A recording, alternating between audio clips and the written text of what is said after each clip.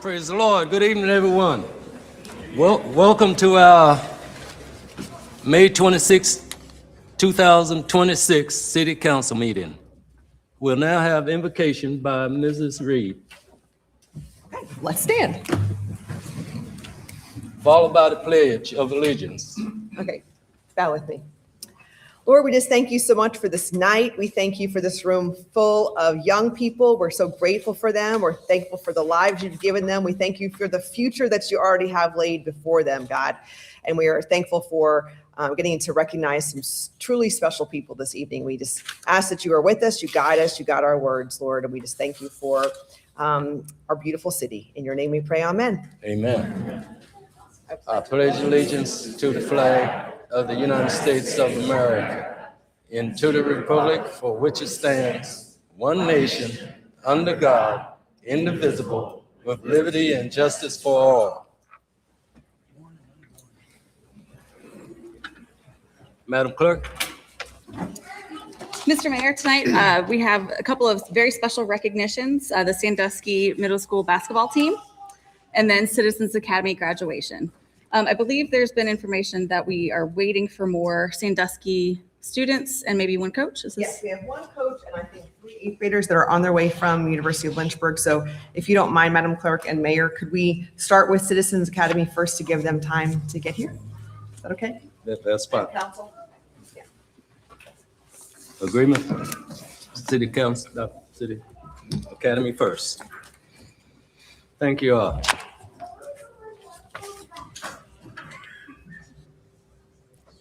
'21st Citizen Academy graduation.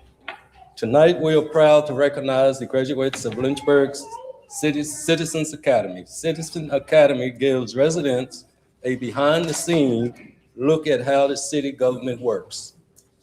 Over the past several weeks, these graduates have learned from city departments, toured city facilities, met staff, and seen firsthand how services are provided for our community. This program is about more than learning how government works. It's about building understanding, trust, and connection between city and people we serve.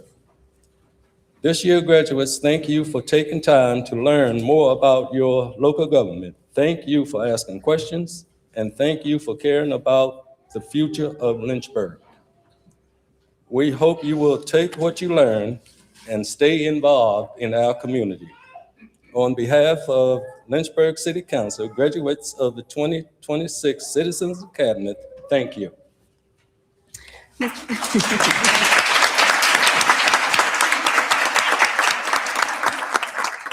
Mr. Mayor and City Council, before we call graduates' names to be recognized, Ms. Susan Brown, Interim Director of Communications and Public Engagement, has a few remarks.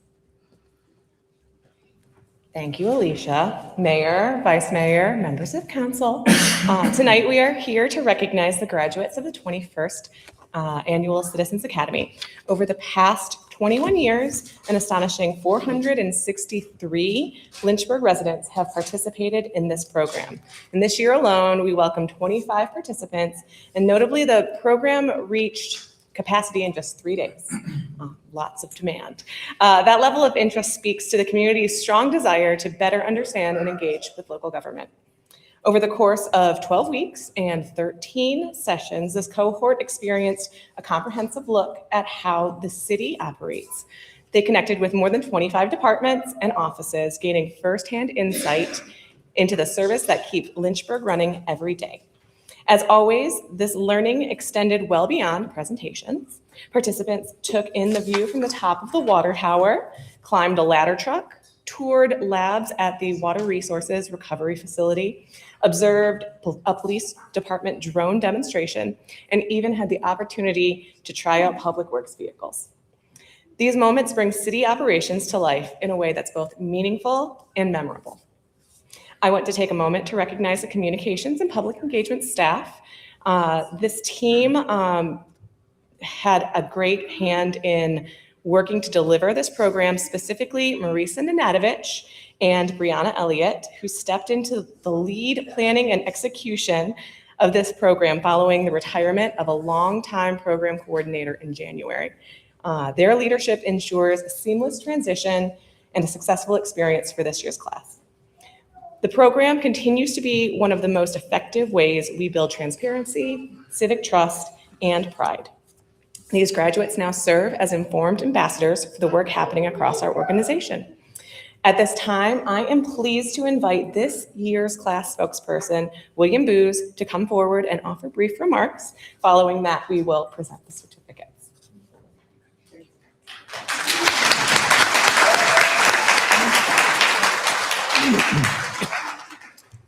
Where's the mayor? Oh, there he is. Good evening, Mr. Mayor, Mr. Vice Mayor, and members of the City Council. I'm pleased to represent my fellow classmates in this 21st year of the Citizen Academy. Let me tell you a little bit about our class first, though. 5 of us are older than 60. The rest, about 18 to 20, depending on who filled out their form that I gave them, are below 60. There are 3 times more females than there are males. Not surprising, I think. The person who's lived in Lynchburg the longest has lived here 67 years. And I'm assuming perhaps she was even born here. The rest of us are, and I've lost my place here, okay. The 3 are less than a year and 1 over 67 years, the average about 20 years. So we've all been here a good bit of time, even the short timers. And we have 6 members, 4 members who are retired, 2 are unemployed, and the rest are all working, and 2 of them work for the city. And there are 8 that were in the field of education during their time that they worked or are currently in the field of education. I asked my classmates to give me some highlights. And overwhelmingly, Public Works and Water Resources got the highest scores because they, I think, have the most toys. And more importantly, we got to play with them. I myself, or we all drove the snowplow. I think I killed 3 pylons and you had to go through an obstacle course. We also did the riding lawnmower. And the trash truck, we got to pull that up and put it down, and I think everybody made that okay. And the brush truck, some people lost the block of wood, but it's all good. The other thing is that was mentioned by almost everybody in the class, and everybody I know feels is the passion that the workers for the city exhibited when they were presenting to us. They were brought out in the evening, having to present a whole row of people presenting to us, but they all had smiles on their faces, and they were all very passionate when they were talking about what they do. And I think what we took away from that, I know what we took away from that was that we have an incredible crew of workers that make the city work. And it was eye-opening to all of us, much more so than what people typically think, how much they do for us. And I know I've only been here 24 years, and I am very appreciative of that. The other thing I asked was, what would you want me to say to the council? Most importantly, and I think most by everybody, was keep this program going, which obviously you believe in because you've been doing it for 21 years. One person said that they have friends in another municipality and they're envious. I know there's a program similar to this in Alexandria because that's where our son lives, but I think it's an excellent program to inform citizens about where they live. Some people suggested even doing it 2 times a year. Now, this one you may not really go with, but several people suggested it should be a requirement to even run for office on the council. So let me express my thanks, our thanks, for the experience we've had over the last 3 months. It's been wonderful and very, very eye-opening. And especially communications and public engagement, putting this all together with especially Marissa Nananovich, I hope I did okay, all right, and Brianna Elliott, who are our leaders. Thank you very much.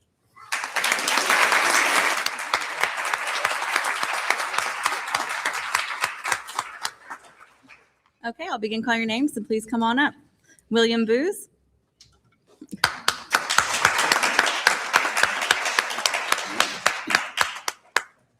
If you just want to line up. Yeah. Yeah. Perfect. Dr. LaTanya Carter.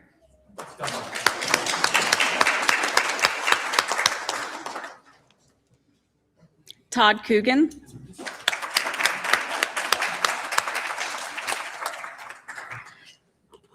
Tina Cooley.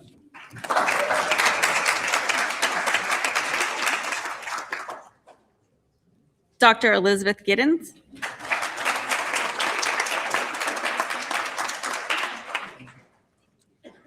Jakia Harvey.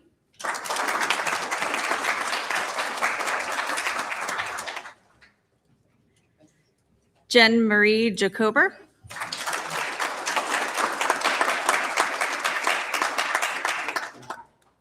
Troy Jennings.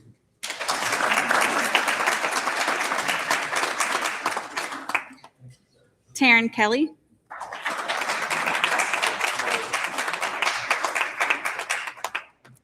Tracy McCray.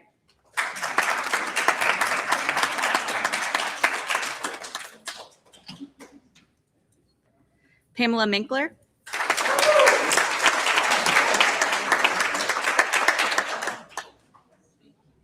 Hope Maffa.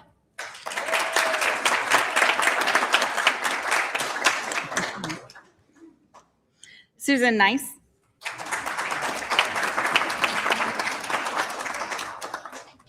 Rebecca Nice.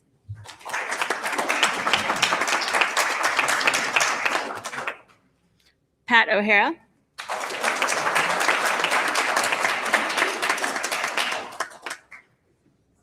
Elsa Ramirez.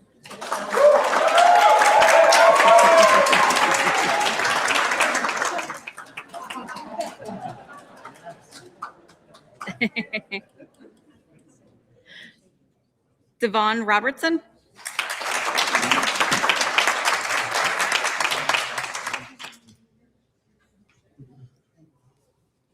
Jennifer Sims.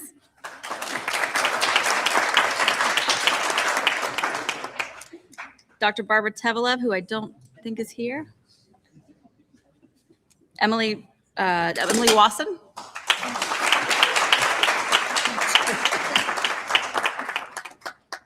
Dr. Beth White.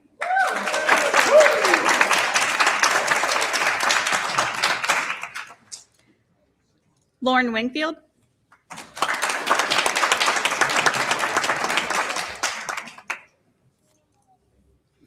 William Worley.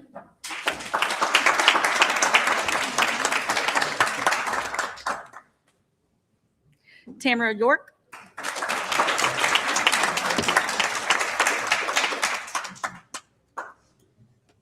And last but definitely not least, Peter York.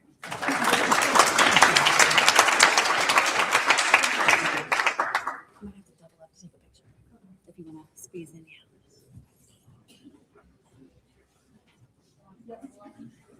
yeah.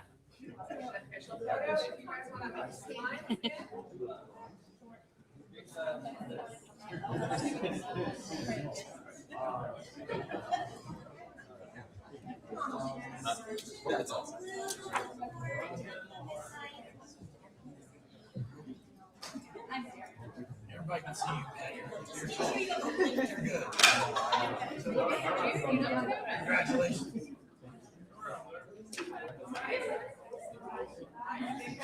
All right. Ready? 3, 2, 1. Couple.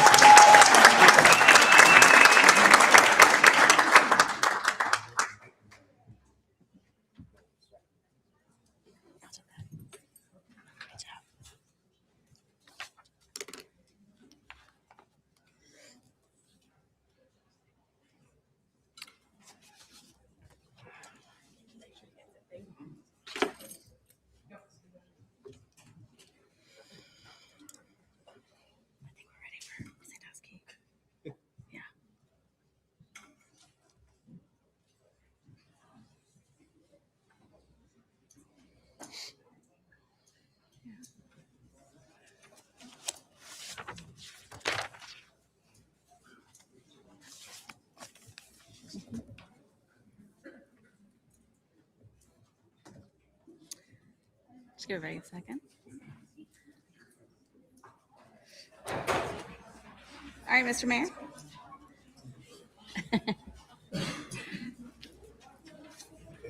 Now we have the Sandusky Middle School Lady Spartans basketball team. They are accompanied by Coach K, Coach Jeff, and Coach LaFaggio.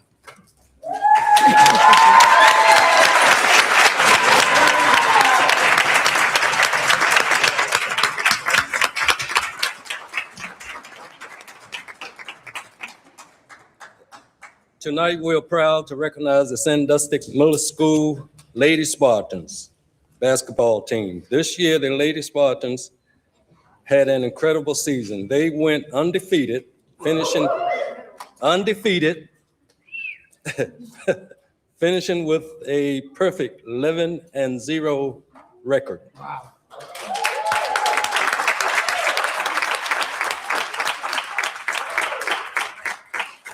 They also won Lynchburg City Championship and Seminole District Championship. Praise God, these girls did real good. Yes. This was the school's first undefeated season since 2004. This is a big accomplishment. It takes hard work, teamwork, and dedication to have a season like this. These young athletes show all those things.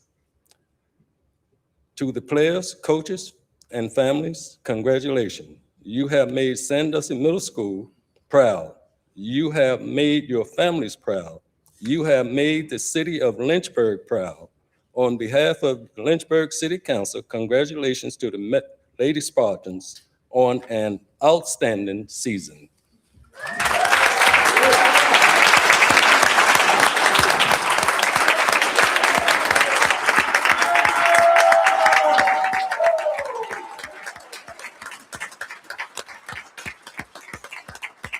Hey there.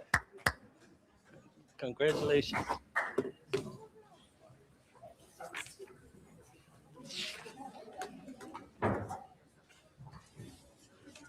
That's Dwight's daughter.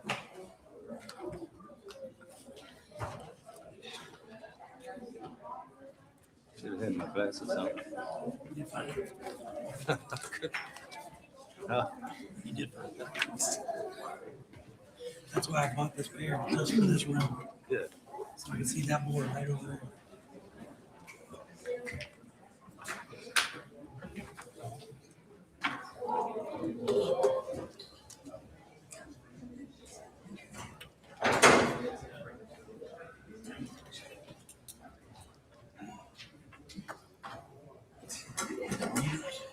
Yeah. Madam Clerk? Thank you, Mr. Mayor. Tonight's city council agenda is divided into 4 sections: consent agenda, public hearing, public comment, and general business. The first section is consent agenda. It includes routine items that can be approved with 1 vote. We have a motion on the consent agenda. So moved. Second? Thank you. Let's vote. Let's vote, please. All right, initiating the vote now.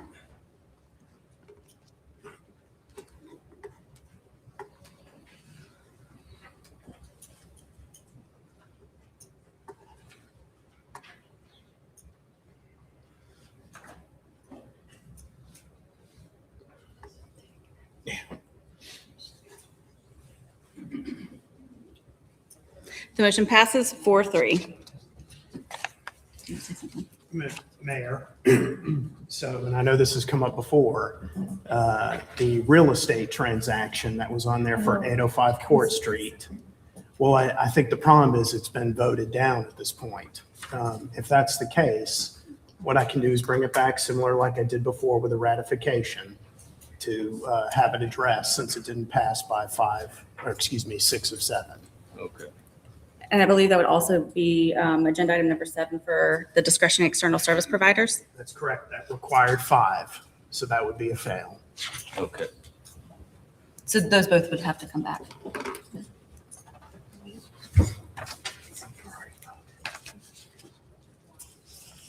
Okay, All right, the next section is public hearings. These are required by law or directed by council. Procedure. Staff will give a presentation. The public can give comments. Individuals will have 3 minutes to speak. If you're speaking for a group, you have 5.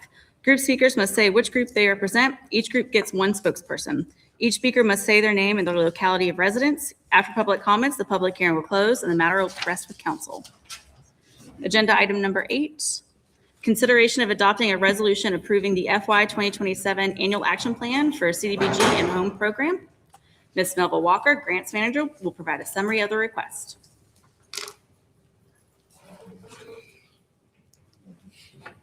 Good evening, Mayor, Vice Mayor Deemer, and members of City Council. The U.S. Department of Housing and Urban Development, known as HUD, requires the city as an entitlement city for receipt of the Community Development Block Grant and Home Program funds to prepare and submit an annual action plan within the 2025-2029 5-year consolidated plan. This plan outlines the needs, goals, and objectives for community development, including housing and non-housing areas. The Grants Administration staff has prepared the fiscal year 2027 program year 2026 plan, and it includes all of the required components and the recommended CDBG and home projects approved by City Council at the public hearing conducted on April 23rd. The total amount of entitlement funds and reprogram funds for CDBG was $778,316.58. The total amount of home program funds, entitlement funds, was $324,752.94. The projects approved include in CDBG, the Neighborhood Improvements and Public Service Area, the Diamond Hill Neighborhood Plan, Phase 2 improvements, Upper Campus, the Central Virginia Continuum of Care, Coordinated Homeless Intake and Access, known as CHIA in the community, and Miriam's House, the Extreme Weather Center. Under the home program, the development of affordable rental and home ownership housing units and down payment assistance had 3 projects. Rush Homes with Carolyn Place as the city's community housing development organization, the Greater Lynchburg Habitat for Humanity new home construction, and Lynchburg Community Action Group for first-time down payment assistance. A public notice was published stating that a draft of the proposed fiscal year 2027 annual action plan was available for public review and comments. The public comment period began on April 24th and ends at the conclusion of the public hearing tonight. Prior to the meeting, the Grants Administration staff had not received any written comments regarding the plan. Any comments received tonight will be incorporated into the final plan and submitted to HUD tomorrow. thank you, Ms. Walker. Is there anyone here who would like to speak in favor? Is there anyone who wants to speak in opposition? Ms. Alicia, are there any voicemails? There are none. The public hearing is now closed. May I have a motion, please? So moved. Second. I'll speak to your motion. Yes, thank you. I'm also a member of the CDAC committee.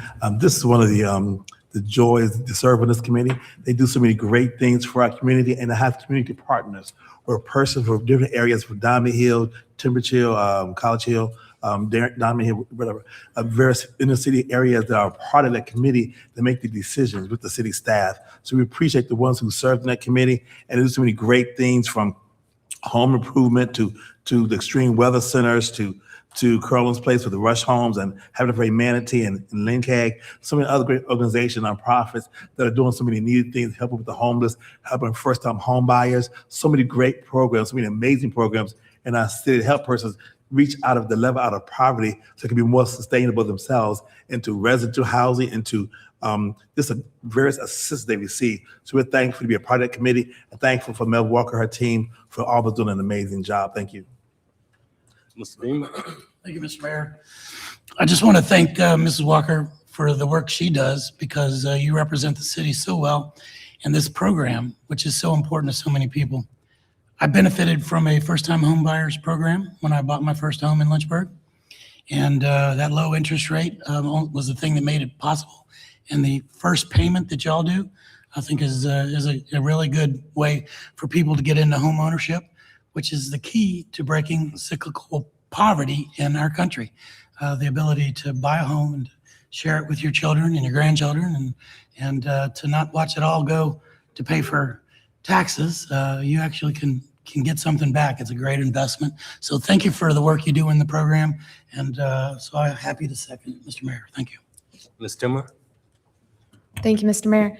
I also have the privilege of serving on CDAC with Dr. Wilder and very much enjoy my time there. Ms. Melva does an excellent job at taking federal funds, giving us options in how we appropriate those funds for wraparound services, specifically dealing with housing and homelessness. And I'm very excited about the current appropriations in our community, and I think it's an excellent committee. So thank you. Happy to approve tonight. Anyone else?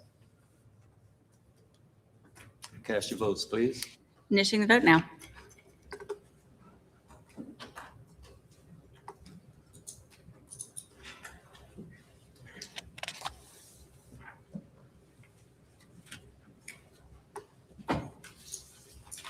Motion passes 7-0. Agenda item number 9. Conduct a public hearing to receive citizen input regarding appointments or reappointments to vacancies that will exist June 30th, 2026 in School Board Districts 1, 2, and 3. Just to go a little housekeeping, the floor will first be open to any candidates who would like to speak at tonight's public hearing. Please state your name and school district for the record, and time will be limited to 3 minutes. Then the mayor will open the floor to any citizens present who would like to comment upon any name that has been submitted or offer additional names for consideration. Please state your name and locality of residence for the record. Before we begin, state code does dictate that in order to be considered for appointment, applicants' names must be read into the record, so I'll do that now. District 1, I have Shay Tinsley, Jack Schul, Asia Harris, Melanie Phelps, William Lewis, Brittany Smith, and Liza DeJanto. District 2, I have Letitia Lowry, Kathleen Riddle, Angela Cox, Nicole Albert, Toby Johnson, and Tiffany Good. And District 3, I have Jabari Jones and Delisa Rogers. The floor is open for school board candidates. Is there anyone here who want to be appointed to the school board? Who applied? No? It's also speak in favor or against the name.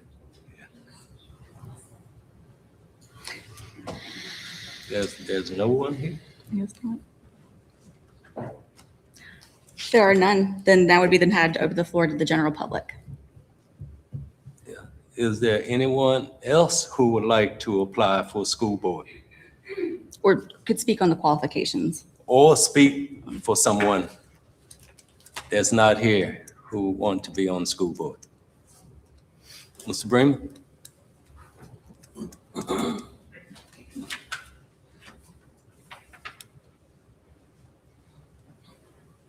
Good evening, Mayor, members of council. My name is Michael Bremer. I reside in Ward 3. Any viable candidate for school board should be able to make a public statement of unequivocal support for our children in public schools. This support should include consistently and vocally supporting full funding for the superintendent's budget, promoting only students who demonstrate their competence in reading fluency and comprehension, and basic computational skills and reasoning. Acknowledging that teachers are the most informed and capable adults alongside parents and guardians to guide children and ensure student learning. Understanding that teachers cannot permit an individual student to derail learning for their classmates. Supporting administrators in matters of instruction, curriculum development, and discipline, and developing additional strategies to acknowledge student successes and funding opportunities for creative demonstrations of achievement. These are just basic requirements I believe every school board candidate should be able to publicly acknowledge. Thank you for your time. Thank you.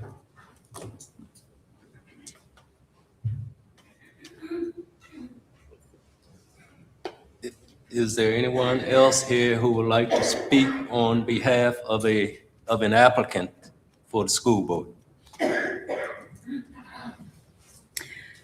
Mr. Mayor, Ms. historically, council has held over a public hearing for a second public hearing. In that time, we'll still collect applications and then do the same, read the list into the record, and then offer the floor to anybody who would like to speak. I'm also do a little bit more outreach on our end to see if anybody would like to come to speak. If there's consensus from council to hold that over. Yes, is there consensus to hold it over? So until second public hearing will be held June 9th. June 9th. Thank you, sir. Thank you. All right, the next section is public comment. Speakers have 3 minutes to speak. If you're speaking for a group, you have 5. City council listens to your comments and may ask the city manager to follow up. Citizens often express differing opinions. To make sure everyone feels comfortable speaking, there's no applause, cheers, or jeers. Do not intimidate, insult, or disrupt others. Do not use profanity, promote businesses, or campaign for office. Agenda item number 10. Hear from a citizen regarding who can we trust? Peter Safarati. Please restate your name and locality of residence. Good evening, I'm Peter Ciaffarati, resident of Ward 1. I have a question for you tonight. Who can we trust? Now that the 2027 budget is looming over us, a word of wisdom I was given 50 years ago has helped me determine who I can trust. Forget what they say, watch what they do. Now, what did the city council do about the city budget last year? Well, the budget process was hijacked with ridiculous proposals, questionable CIP, and delays in engaging the public. A budget based on the real estate tax rate of 89 cents was proposed by the city. An equalized rate of 76.7 cents was proposed and defeated by the Gang of Four, Feraldi, Reed, Wilder, and Taylor. The highlight of the budget process was a staged walkout by the Gang of Four at the last minute public hearing on the tax rate. Feedback from hundreds of citizens was completely written off by the Four, who also walked out on several budget work sessions. In a final act of disrespect for the citizens they should be representing, the Gang of Four tried to persecute the 3 council members who actually stayed in this room to talk to the public. The following day, the real estate tax rate was set at 84 cents. Fortunately for taxpayers, Mayor Taylor did relent a little bit. However, real estate taxes increased by a lot due to the large increase in assessed values. For some reason, Mayor Taylor has spent the last year claiming that he lowered taxes. A simple parcel search with Lynchburg's GIS will show that everyone paid higher taxes except the no people whose home values declined by 10% or more. Didn't happen. So here we are again, and what can we expect? What can we, the people, expect this year? Some of you are running for re-election. What do your campaign materials say? Well, Reed and Taylor say they want to, quote, protect citizens from tax increases. Sounds great. They say they have conservative values. Mr. Feraldi keeps making the claim that he has never voted for a tax increase. Mr. Feraldi, I would like to point out that you also never did anything to prevent a tax increase. You could have been the deciding vote for an equalized rate, but Mr. Wilder, since you claim to be an exalted saint, I will not address your position for fear of God's wrath. I'm sure that Marty will enthusiastically vote for a tax rate. He has a track record. The good news is that this year you can protect we, the taxpayers, from a heavier burden. You don't have to get elected and wait for another budget battle to lower taxes. You can do it right now. All it takes is amending tonight's agenda to add the vote on equalizing the tax rate and call the vote. The taxpaying public can handle it. The businesses thinking of moving to the counties to stay in business can handle it. All those employers you're trying to lure to Lynchburg can handle it. The question is, can you handle it? Can we trust what you say? Will you do what you say you will do? It's time to ask the city departments to tighten their belts next year. Don't force the public to tighten their belts again. Thank you. Thank you very much. Agenda item number 11. Hear from a group representative regarding the bus challenge, accountability, funding, and GLT's future. Cameron Howell, GLTC. Please restate your name, group represented, and locality of residence. Good evening, members of council. My name is Cameron Craddock Howe, Ward 1, and I'm the chair of the board of directors for GLTC, our public bus system. A decade ago, when I was site supervisor for youth aging out of foster care, I was teaching them how to navigate adulthood. One of the most profound experiences I had was teaching them to ride the bus by riding it myself. I learned quickly that navigating public transit requires time, patience, and dealing with the elements. It was after several of these experiences that I wrote to City Council and applied to be on the GLTC Board of Directors. When I joined the board, the bus system was in a financial crisis with the options to cut routes or raise fares. During my first meeting in 2020, I looked at the makeup of the board. Only one member was a bus rider. I challenged the Board of Directors to ride the bus in their daily lives before voting. This simple request is now a yearly expectation for all board members, and it changed how we understand service and accountability. Now I'm standing before you, members of council and city staff, and I'm challenging you to do the same thing. I challenge each of you to ride the bus for at least one day. And while the financial challenges facing GLTC are different today than they were when I first joined the board, the premise remains the same. You cannot effectively govern a system you have never experienced. 2 weeks ago, I pulled into a parking lot and saw a woman stepping off the city bus. I waved and she waved and I waved back. Then I recognized her. She was someone I had worked with years ago, one of the young people from the foster care group. We caught up for a few minutes and she told me that when Sunday service resumed in 2020, she started going to church regularly. Now Sunday service has stopped temporarily due to driver bus shortage. And she stopped going to church. That's what this system does. It doesn't just move people, it connects them to their lives, to their community. The GLTC and the city have a binding memorandum of understanding, an MOU, that outlines the financial relationship. While the city helps fund the bus and appoints the board, the GLTC is legally separate from the city. Under the MOU, operating surpluses are returned to the city and placed in a restricted reserve fund for transit operations. Since 2020, the GLTC has returned more than $1.9 million to that reserve. The proposed FY27 budget would reduce those reserves to roughly $100,000, well below the $500,000 minimum required by the MOU. GLTC is not requested to use those funds, which is a stipulation of the MOU. The proposal would use $800,000 to cover ongoing operational expenses that the MOU identifies as a city responsibility. The proposal would also use $500,000 in transit reserves for a multimodal study, despite existing state-supported planning efforts and other available funding opportunities. GLTC has communicated with city staff regarding using existing grant funding from this year's budget to support their proposed study while minimizing required local match instead of drawing down the transit reserves. These reserves exist to protect transit continuity during operational shortfalls and unforeseen expenses, such as volatility in fuel prices or interruptions in state or federal budget. If we drain them now, we are at risk for creating a much larger financial problem. Using one-time funds for ongoing operational expenses is not a budget solution. It is a deferred crisis. Last Thursday, the GLTC board passed a resolution urging the city to honor its commitment under our binding MOU, commitments that help protect the reserve fund built to sustain GLTC beyond FY27, and draining those reserves puts the entire system at risk. I urge you to provide the additional local funding needed for GLTC to maintain current service levels and secure its required local match for state and federal grants. Other cities have made this mistake. In Cleveland, cutting service by 25% over 15 years while doubling fares didn't save money. It triggered a death spiral of failing ridership, higher per passenger costs, and deeper cuts. Fixed costs don't disappear when buses stop running. What disappears is the ridership, the federal match, and eventually the system itself. GLTC is asking for local funding needed to maintain service and preserve $2.5 million in state and federal grants that depend on it. While short-term budget pressures are real, failing to invest now risks a far greater cost to the city later.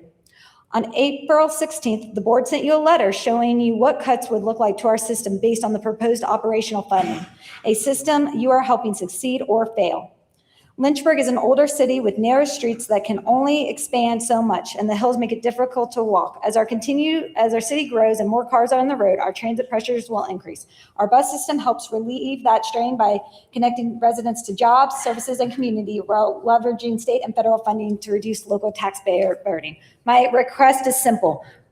Ride the bus, fund the bus, and preserve the reserves so that GLTC can continue serving this community for years to come.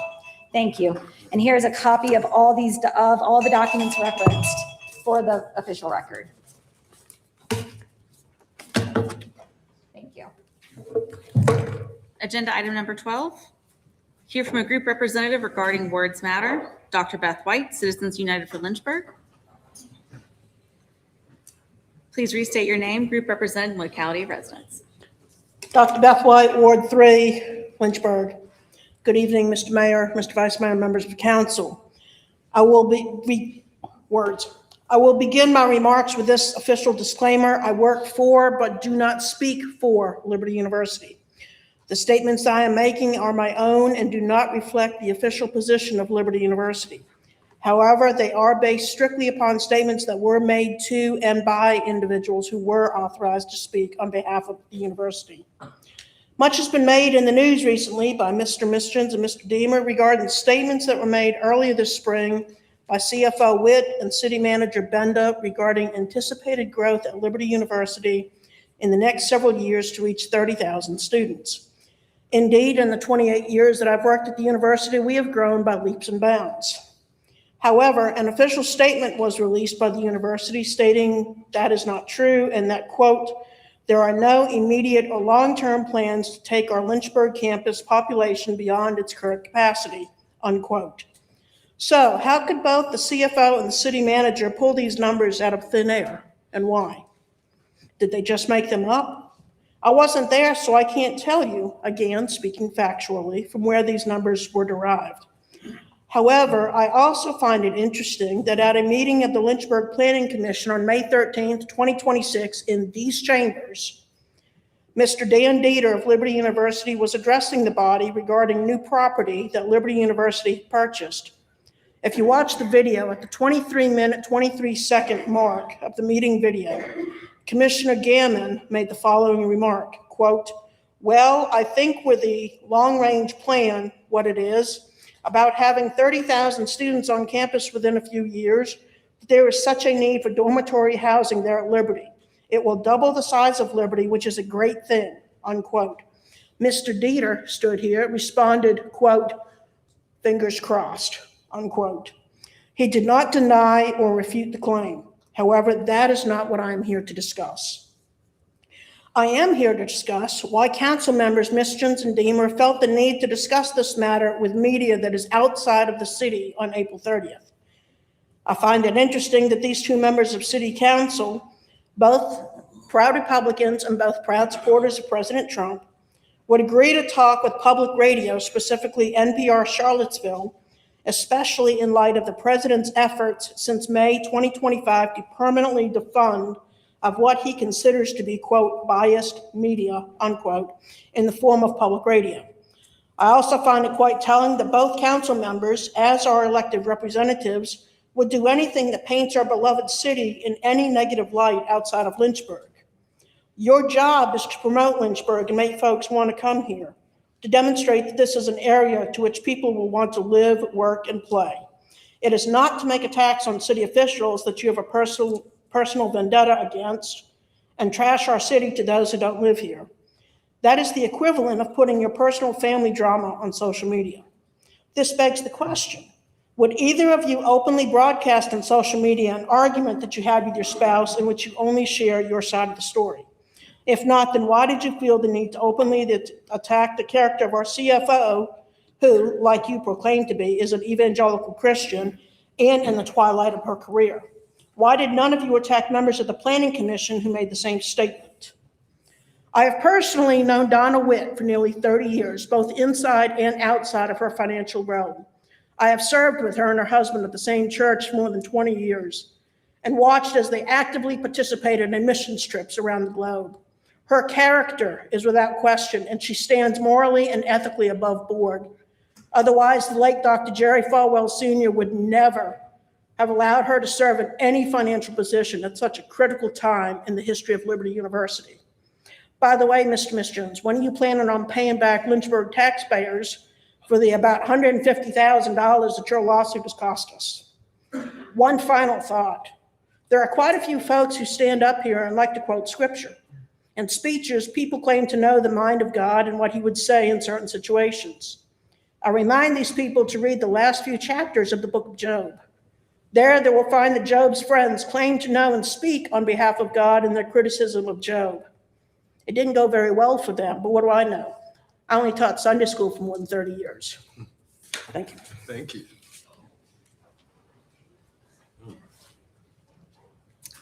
Agenda item number 13. Hear from a citizen regarding the implications of Dr. Rule's resignation from Glass. Scott Wiebe. Please restate your name and locality of residence.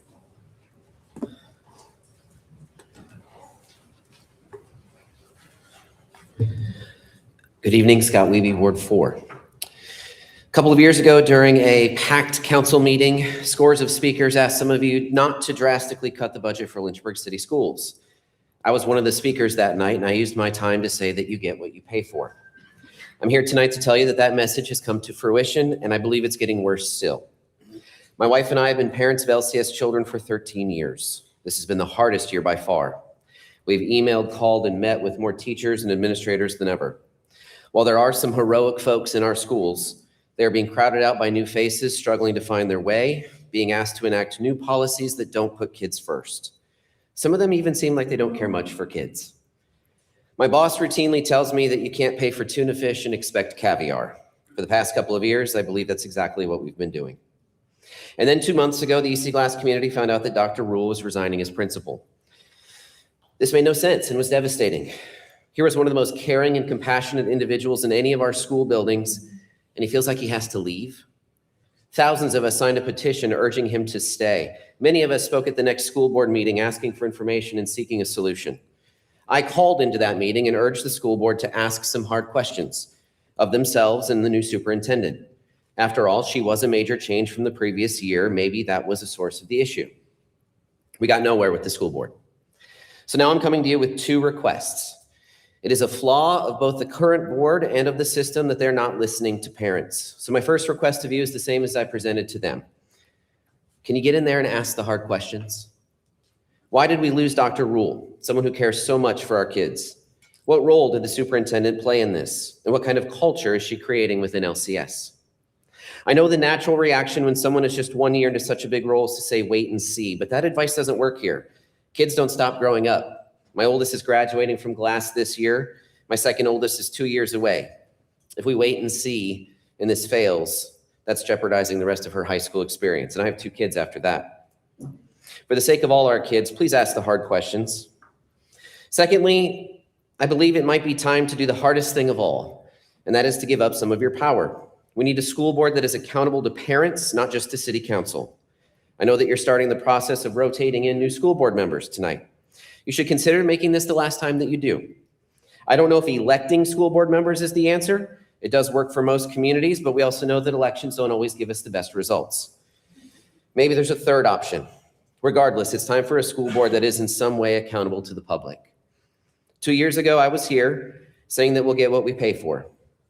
Tonight, I'm here to say that I believe we have a leadership problem now in our school system. We're losing good leaders, and those left behind are cause for concern. In 2 more years, unless we do the right and hard things now, how much worse might it get? Thank you. We did have a citizen, Gary Taylor, who previously signed up, but then did reach out saying he was unable to make it tonight, or wanted to be removed from public comment, I should say. So the next section is general business. It includes new items for discussion. This agenda item number 14 is a second reading, consideration of adopting ordinance 026040, approving the FY 2026 third quarter adjustments. May I have a motion, please? Second. I would move approval. Second. Mr. Ferrari, you want to speak to your motion? No? You want to speak to your motion? No more discussion? Let's vote. Initiating the vote now.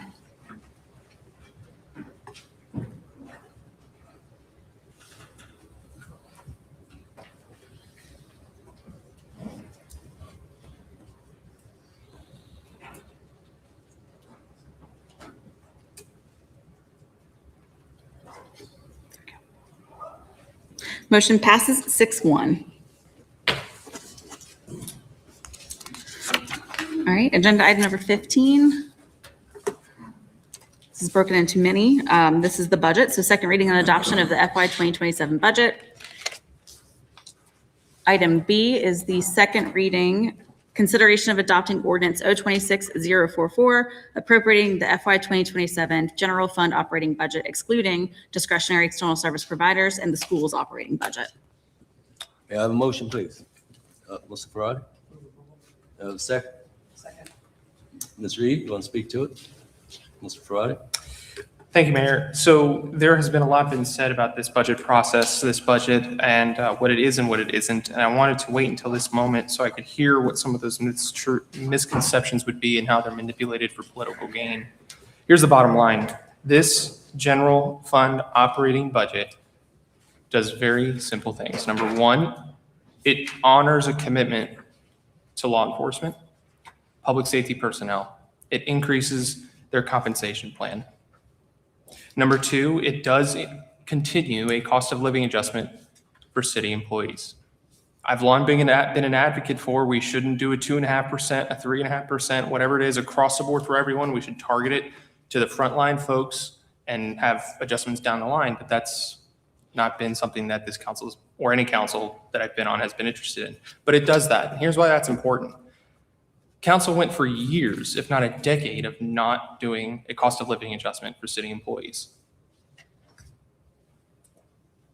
Over a decade.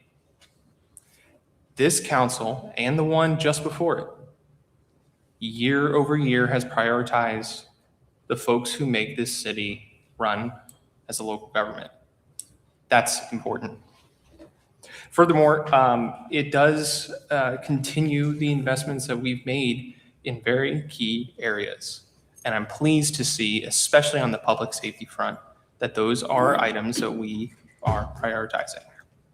I would challenge my colleagues to look about where this budget is continuing the momentum over the last number of years that has been made.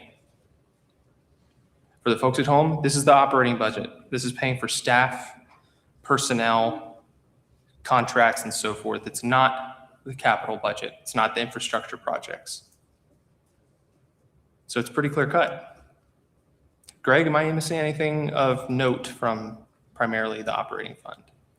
The only thing notable, I think, is council's decision to continue the fee waivers for trash and for vehicle license fee, which I'm sure you would not want to forget to mention. How could I? Even though some members of this dais have said that that was a really ridiculous proposal just a few years ago and that it wasn't good enough, and now they're taking credit for it.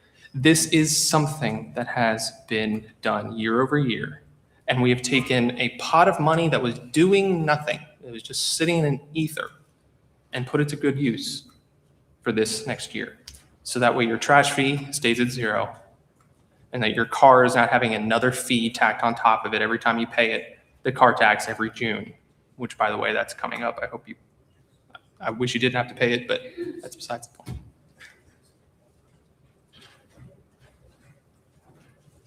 No Republican should be voting against police officers, firefighters, 911 dispatchers.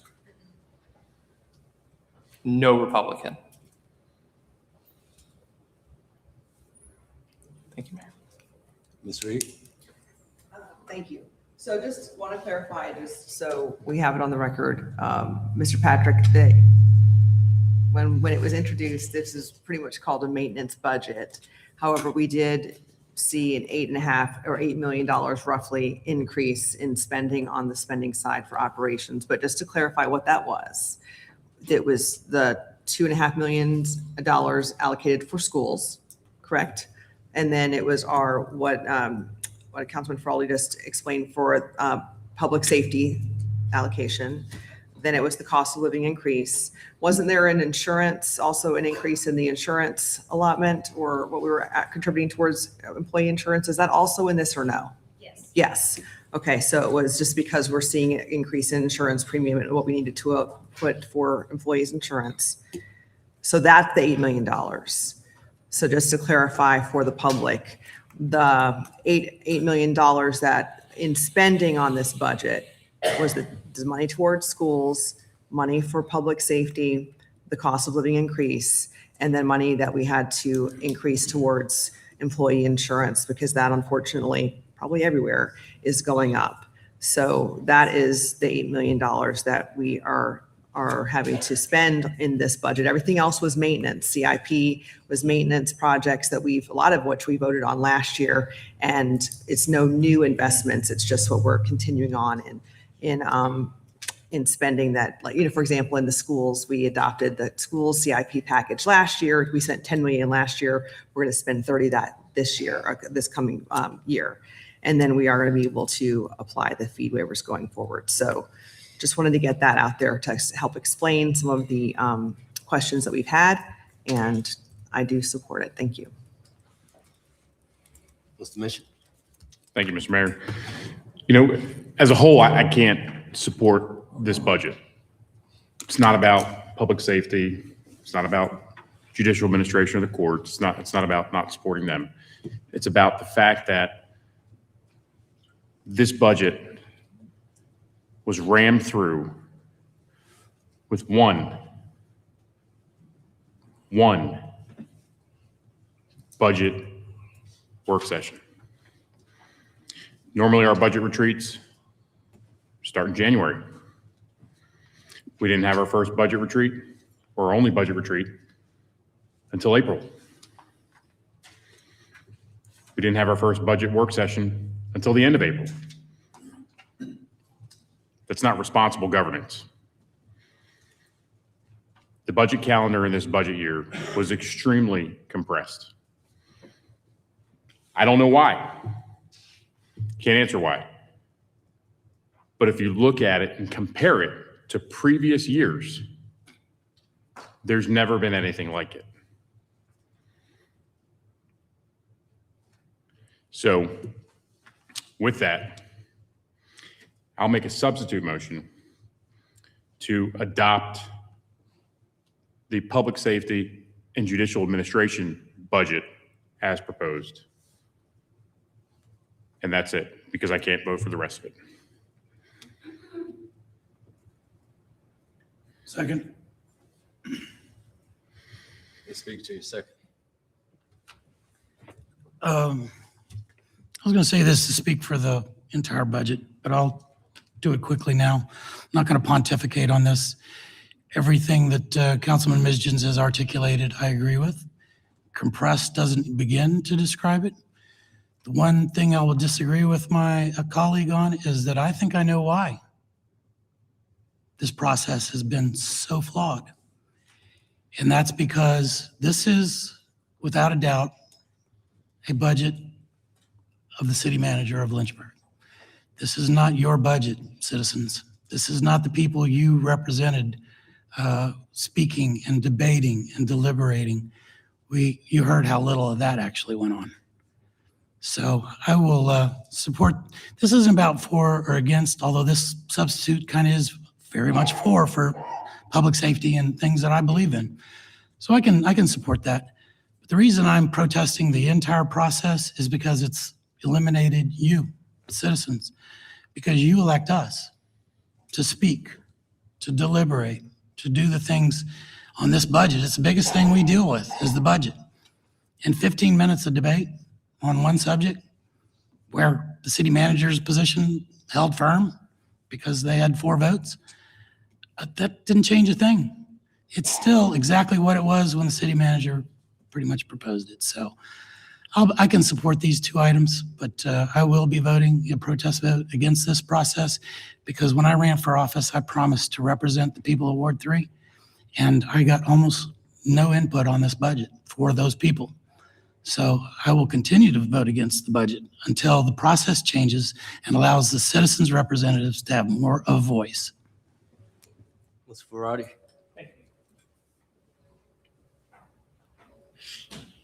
Mayor, I would first ask a question. If the person who made the motion can speak to it, what is defined as public safety in the motion?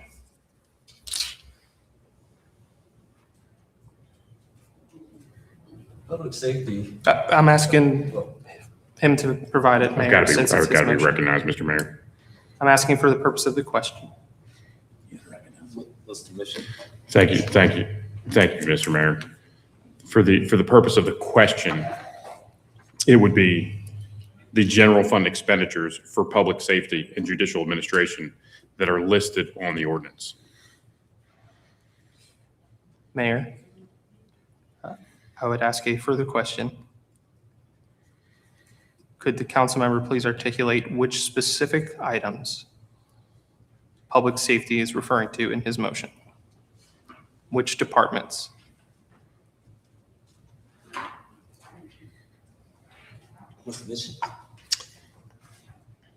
Thank you, Mr. Mayor. Mr. Feraldi, if you'll open the FY 2027 proposed budget, it actually clarifies what departments fall under public safety and judicial administration. And that is what I'm referring to, what is in the document that the manager provided to us and what the general fund expenditures on the ordinance that are provided demonstrate. Further question, Mayor.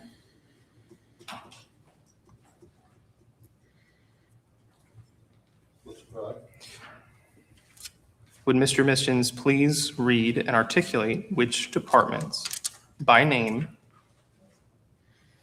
what he intends as public safety? Mr. Mayor, I appreciate the question over and over again. However, I find it comical because it's not what I intend. It's what the proposed 2027 budget states. So this isn't about intention. This is very simple. The ordinance before us has general fund expenditures. General government, judicial administration, public safety, public works, health and human services, parks, recreation and cultural, community development, non-departmental, transfers to other funds, debt service general fund, debt service schools, reserves, transfer to city capital project funds, transfer to schools capital project funds, then component units, external service providers, and so forth, right? We're talking about the general fund excluding component units and external service providers. That's what this motion is about. So it's the judicial administration line item, $7,785,333, and public safety line item, $60,033,908.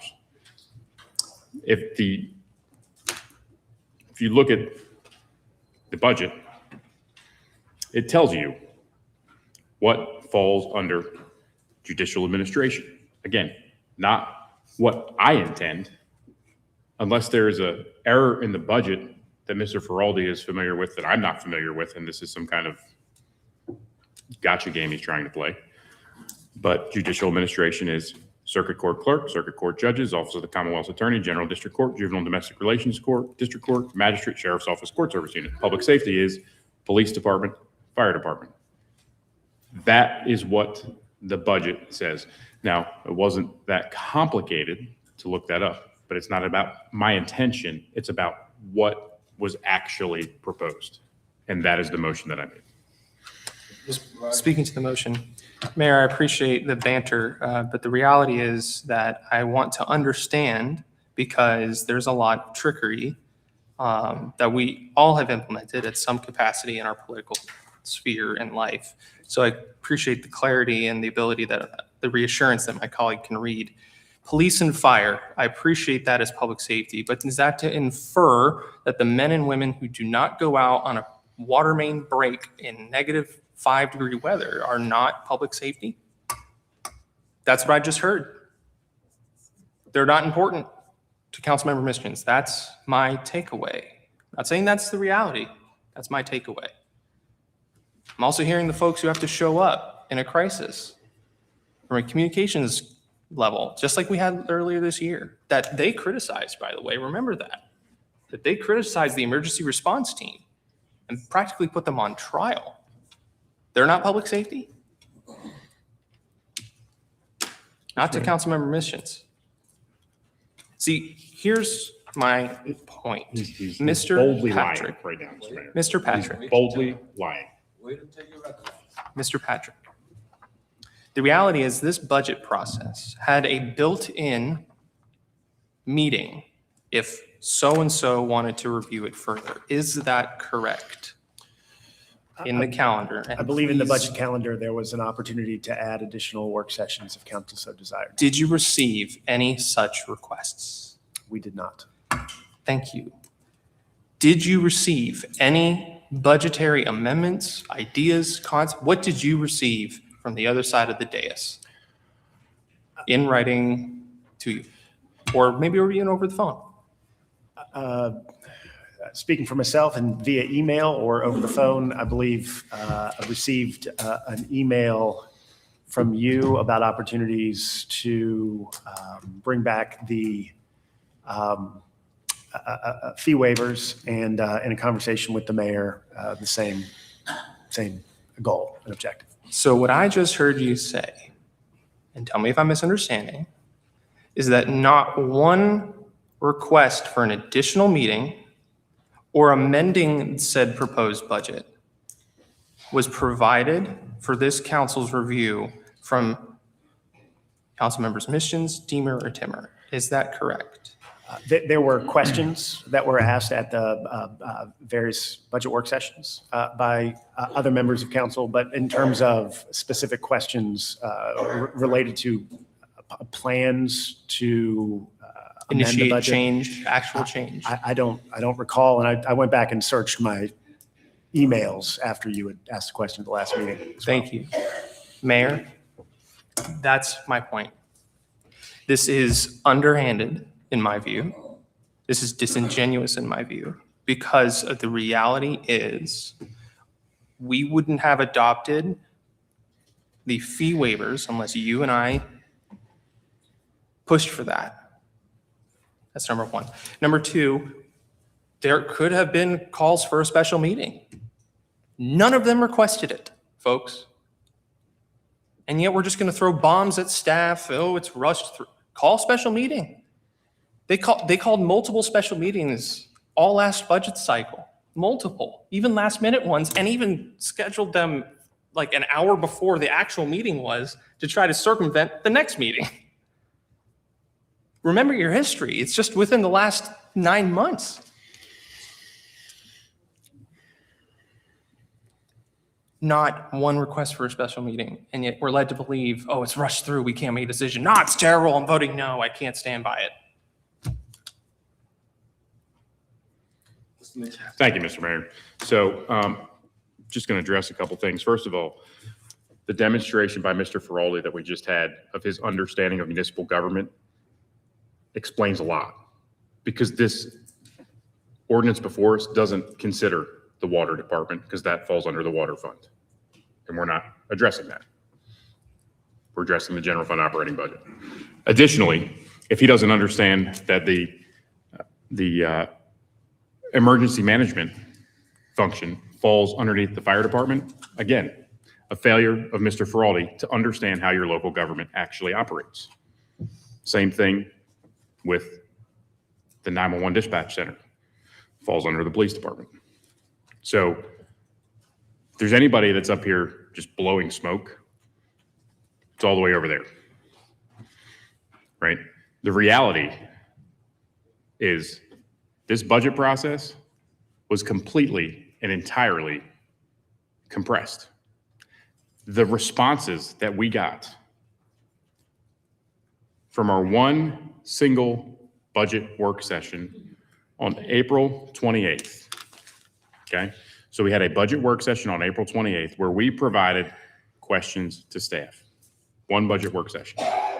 Our next meeting, which was our last meeting, where we had the first reading of the budget, the first time staff responded to those questions was Monday, May 11th at 7:56 p.m. Less than 24 hours, if you want to be exact, 23 hours and 4 minutes before our scheduled meeting for the first reading of the budget. So yes, I will throw that bomb on staff because that's not responsible governance for the governing body. And this was questions from all of us to ask questions from our budget, our only budget work session that was scheduled, and to not receive responses to those questions until 23 hours out from our first meeting, our first reading of the budget. That's irresponsible. That's why I can't support the budget as a whole, but I can support public safety and judicial administration. And that's why I make this as a substitute motion. It's not any trickery. It's not anything like that. I support keeping the men and women who put their lives on the line, that actually put their lives at risk to save others, and the men and women of our criminal justice system and the men and women that try to put dangerous criminals behind bars. I support them wholeheartedly. That's why I make this as a substitute motion, because I cannot support the rest of the budget. Let's vote on the substitute motion. Substitute motion now, which was to fund only public safety and judicial administration.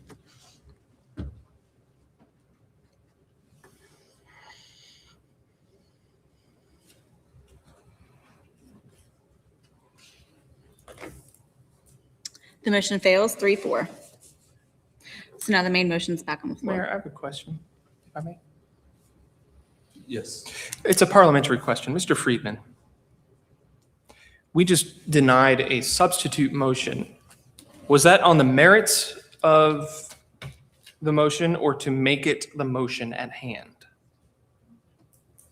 I think it was to make it a motion at hand. So that would have been to substitute only to consider the public safety and judicial administration budgets. So by denying that motion, would it be proper to infer on that motion outright that a council member would be opposed to those items? No, I think now everything is just considered as a whole. Thank you. Let's vote on the main motion. Yes, ma'am. Thank you, Mr. Mayor.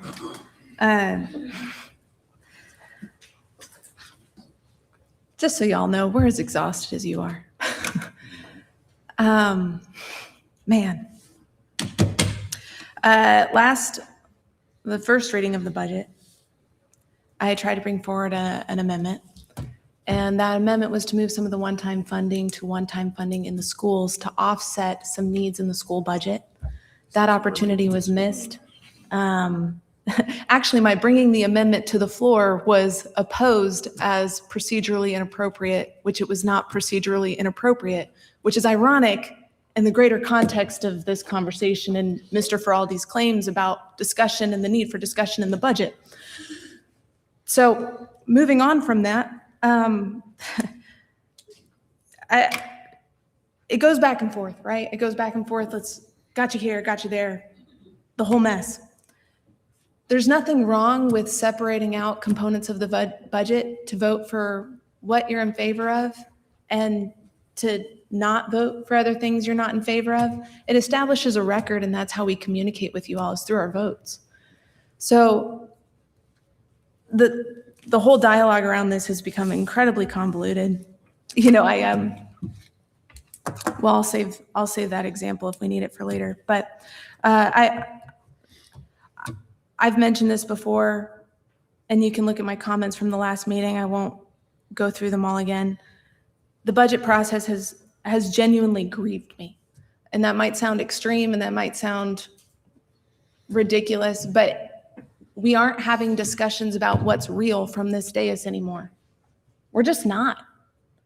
And you have to follow every single meeting and every single email to actually figure out what we're talking about. And I'll be danged if we don't have the rules of procedure memorized and the constituents don't have the rules of procedure memorized in order to actually figure out what's going on in our conversations. It's tragic. And I am so sorry for that, because we're not talking about what's real anymore. And I hope that we can get back to that.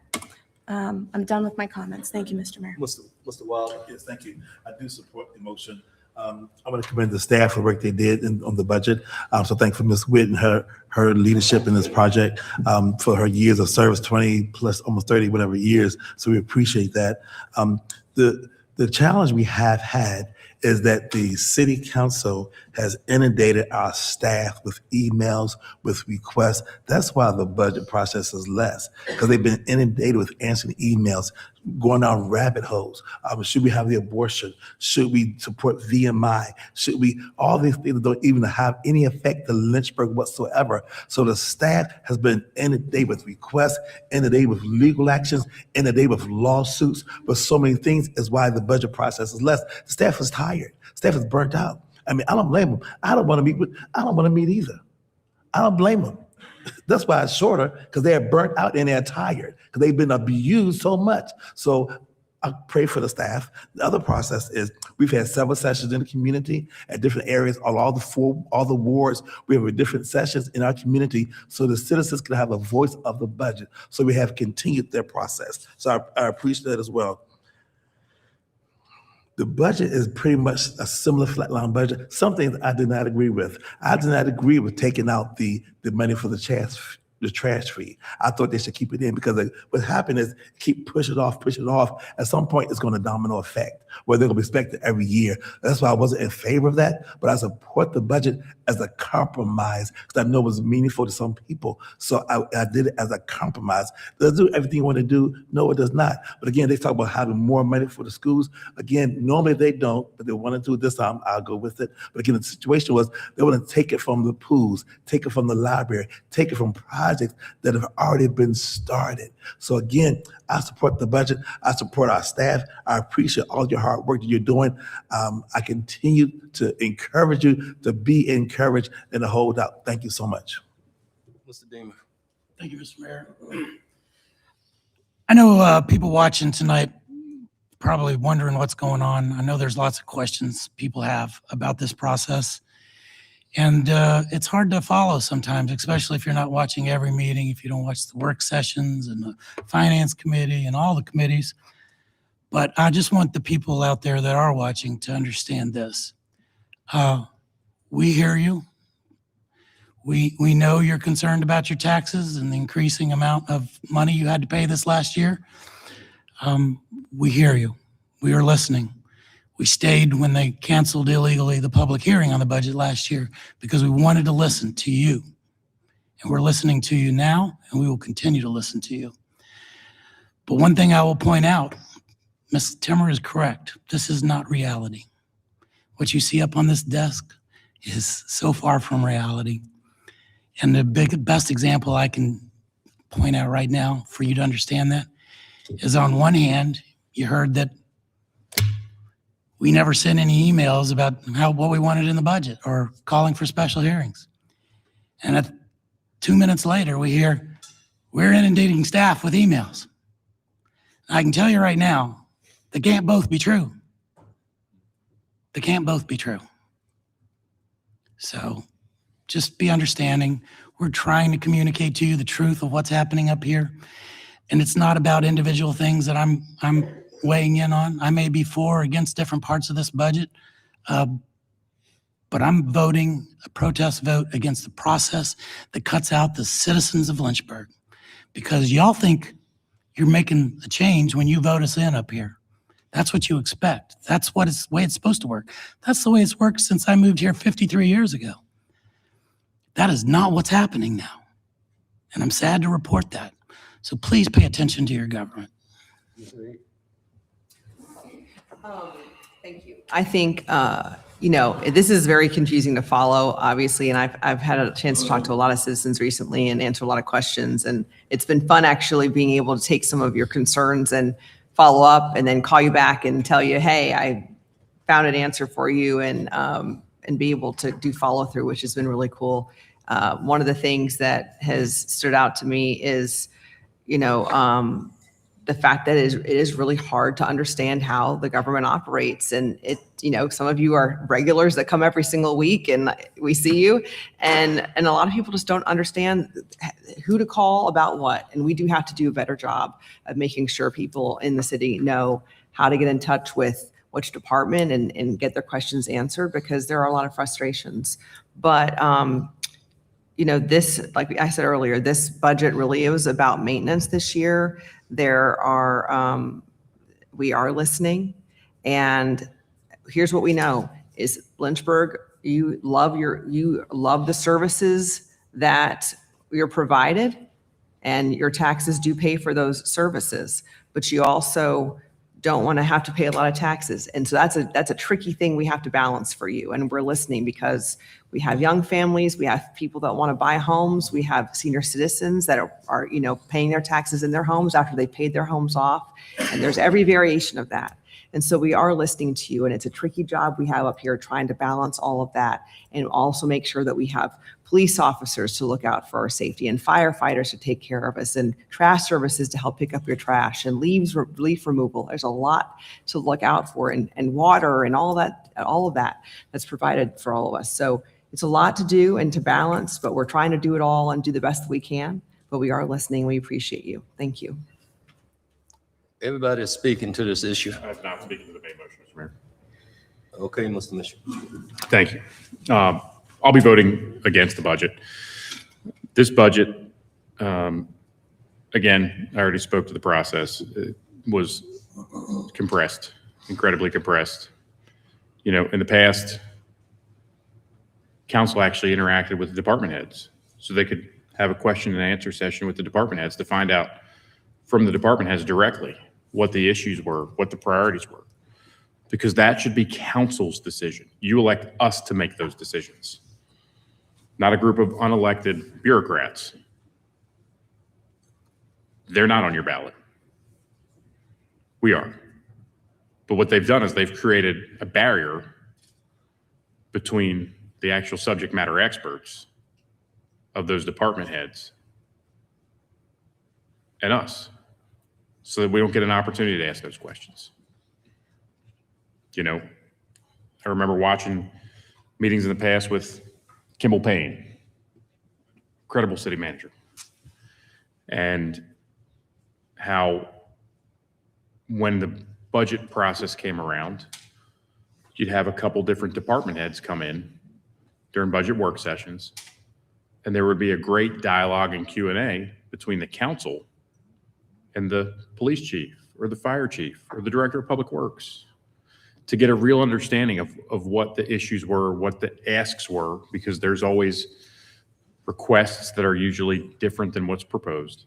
And then the council would determine the priorities and how to pay for it, because that's our job. It's our job to take your money and to spend your money. And the way this process has worked, we're talking about, with the general fund budget, over $200 million of your money. One work session. But the general fund expenditure subtotal is over $200 million on just the general fund operating budget. The budget as a whole is over $600 million. And I just can't, in good faith, approve this with my vote based on the limited amount of time that we had to deliberate this and the way this was put before us. This budget does a lot of things for a lot of people, but it doesn't do enough for the taxpayer. And that's the main reason why I can't support it. Yes, we're extending another year of no trash fees and another year of DMV license fees. But now that's the norm. It's not any new relief. And I understand that there are individuals and families and businesses out there making hard decisions about how to spend your own money. gas prices are high, utility prices are high, groceries and goods are high. I understand that people are making tough decisions about how to spend your money. We didn't get an opportunity to deliberate how we are spending your money. But we're taking more than we did last year and spending more than we did last year. And it seems like taking more, spending more, the quality of services are not improving. Can't approve that, can't support it. I'll be voting no against this budget. Let's vote, please. All right, initiating the vote on the main motion now, just for approval.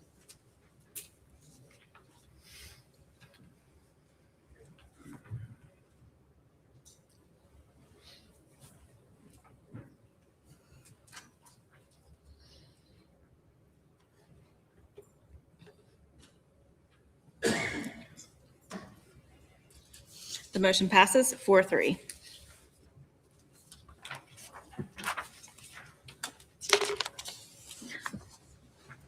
All right, this next item is a second reading. Consideration of adopting ordinance 026-046A, appropriating the FY 2027 operating fund budgets for all other funds except for the water fund and stormwater fund. May I have a motion, please?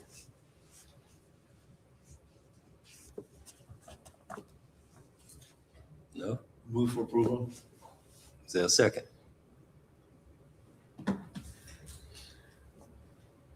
No?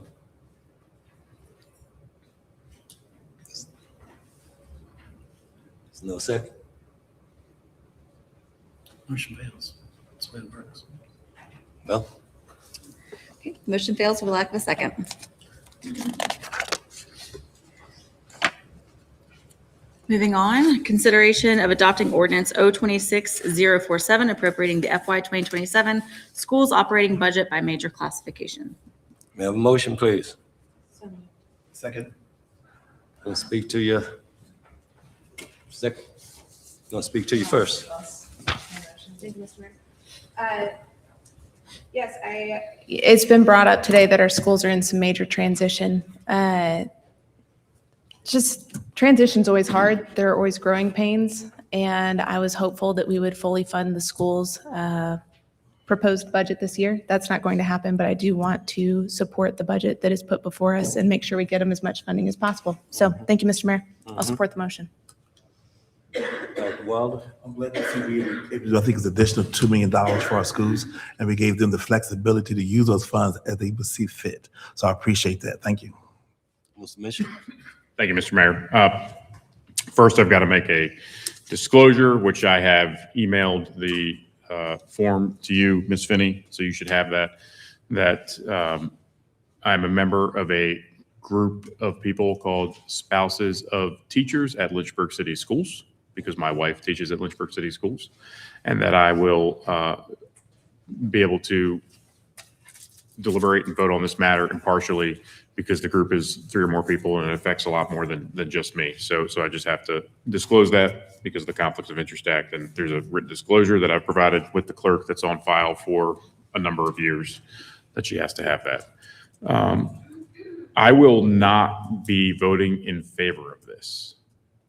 I didn't vote in favor of it last time, and I'm opposing it this time. And the reason is because we had a great opportunity to find some one-time funds from things that weren't necessary to actually provide the full request from our superintendent and our school board. There were some one-time funding requests that were made, and I think some of the things that I believe are now out are school nutrition upgrades. Is out? That's in?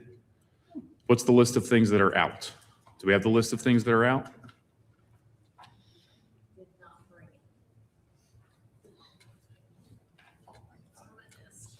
There's a list of things that are out. And I feel pretty strongly that in the situation we're in right now with our schools, we need to be looking creatively with these one-time funds because it doesn't structurally increase how much we're paying year over year on the school division, but it gives us a real great opportunity to prioritize dollars from places where maybe we just don't need to, shouldn't be a priority right now. We've got huge challenges in our school division. We've got a new superintendent. And I think that with what she was given and provided, she's doing a great job, right? We know we're facing challenges in our school division. But I'm confident in the decisions she's making because I have seen firsthand with my own kids in the school division some great outcomes with some of the decisions she's made in leadership, right? And the direction things are going, a focus on academics. She is asking for help, one-time funds and resources for us to address issues with special education, issues with alternative education, to make sure that we have a safe and constructive environment with good order and discipline in the classroom for the kids that are there to learn and want to learn, right? I think that's wonderful. You know, something that a lot of people don't know about our schools, unless you actually are in them, is that we don't even have kitchens in all of our schools. So when I saw school nutrition upgrades on there, I'm glad that that one's in there, right? But a lot of these kids rely on the food that they get at the school every day. And some of these meals are shipped from one school to another school because we don't have kitchens in all the schools, right? And those folks are working hard in there, preparing meals for these kids. And, you know, if there's upgrades and equipment we need for them to be able to feed the kids, that's a one-time need. That is a huge priority for me, to feed these kids in school over some of the other issues. So I'm glad that that one's in there. But there are other things that are missing. I'm not sure, do we have that list? I think he should act. I think he should say what the list is personally. I don't think you were recognized. I don't think I'm here. Mr. Patrick, can you read the list of what we're missing? Yes. So of the items that were listed as one-time items from the school superintendent, those that aren't funded includes $10,000 for additional funding for advertising and recruitment, $75,000 for grounds equipment. The school nutritional equipment upgrades were actually already funded in the capital program, so they didn't need to be funded in the operating request. That would be funded twice. And then the Power School SIS update. Oh, that's a big one. And then the material supplies, building maintenance, 179,000 was requested and 100,000 was funded. And that's for alternative education, I believe, correct? It's materials and supplies. Yeah, that was an alternative education request for building supplies. So that's, you know, we could have given her with a little priorities of one-time funds, right? Putting a brand new playground at Miller Park instead of fixing the one that's there. Do we need to replace the whole playground for $350,000? Can we fix the one that's there? I bet we could fix it for a lot less. You know, we're spending $900,000 in one-time funds on demolishing private property with the property toolkit. I would still like to see if we're actually recouping those dollars. I've asked that question. I'd like to see if we're recouping those dollars because that's a program where we're supposed to actually get money back after we do it, so that it essentially we demolish a structure and then we get that money back when the property sells or transfers or however that works. I've not been told if we're actually recouping those funds, but we're putting another $900,000 of one-time funds into that this year. We're looking at the 1.4 million in furnitures, fixtures, and equipment of one-time funds, cash for the public library renovation. $12.5 million already that we've sunk into that. We didn't need to do that at all, but we did it. I voted against it last year. We've got 100,000 in downtown development, one-time funds, surplus cash that last year we clawed that back. So, there's definitely opportunities for us to use some of these one-time funds to try to fill the gaps there. We should have done it. So that's why I'll be voting against this. Mr. Ferrari. Hey, Greg. So how much was it again for the advertising? Do you still have that up by chance? I think it'll be up 10,000. So 10,000 for advertising. How much for group equipment? Grounds equipment was 75,000. Okay. The SIS update? That was 145,000.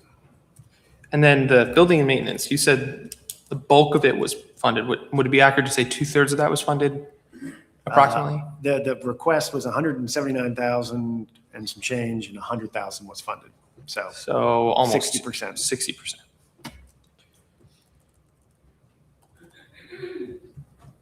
Just writing it down.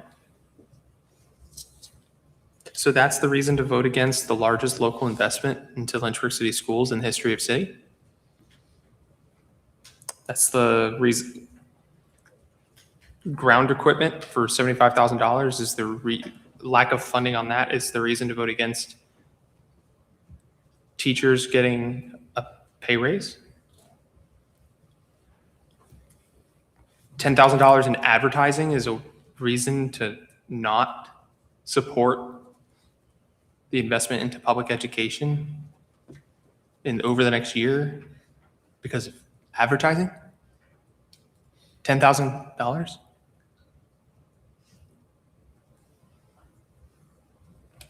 That makes no logical sense at all. And the number one thing I heard that was harped on the most, school nutrition, is in there. First Lady Michelle Obama would be proud of you, Marty. Congratulations. This is absurd. It is the largest local investment into Lynchburg City schools in the history of the city, and voting against that, you can have your reasons, but if these are the reasons, ground equipment, advertising, a software update, and a building maintenance fund, 60% of which is going to be funded. I don't get it.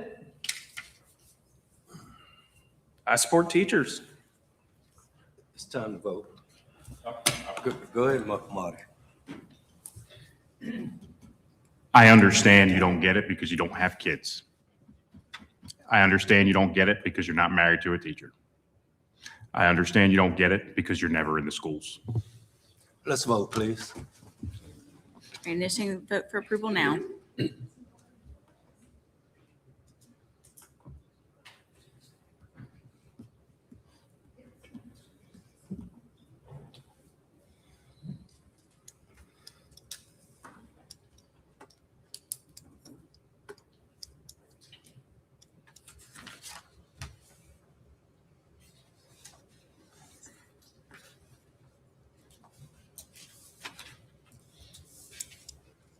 Motion passes 5-2.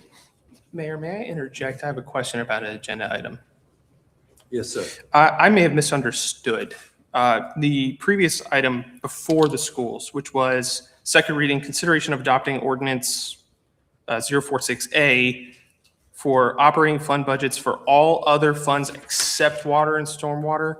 That's airport, that's other things. Like, I don't have an issue with that. I misunderstood. I would have seconded that. Can this council please consider that and vote on it and move on? I think that passed with 6 or 5 votes last time. So, I mean, if there's no objection, I would move its approval, is what I'm trying to say.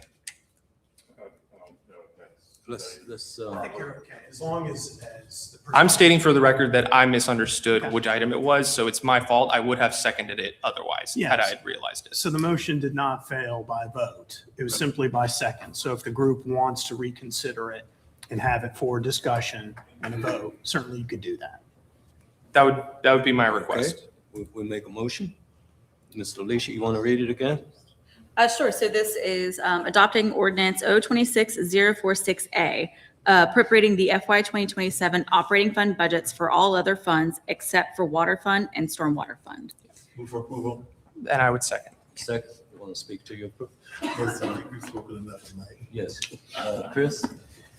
I'm taking too many notes, that's why I didn't pay attention the first time. Okay. Thank you. Let's vote on this, please. Thank you. All right, initiating it. Initiating vote now.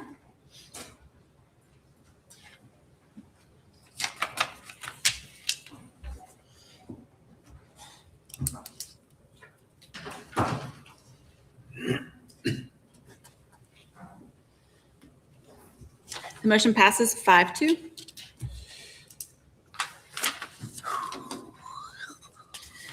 All right. Now we're jumping back to item F. This is consideration of adopting ordinance O-26-048, adopting the FY 2027 through 2031 capital improvement program and appropriating the FY 2027 capital budget. May I have a motion, please? Mr. Ferrari? I move approval. Second. Mr. Ferrari, you want to speak to your motion? I do. $60 million for school infrastructure funding.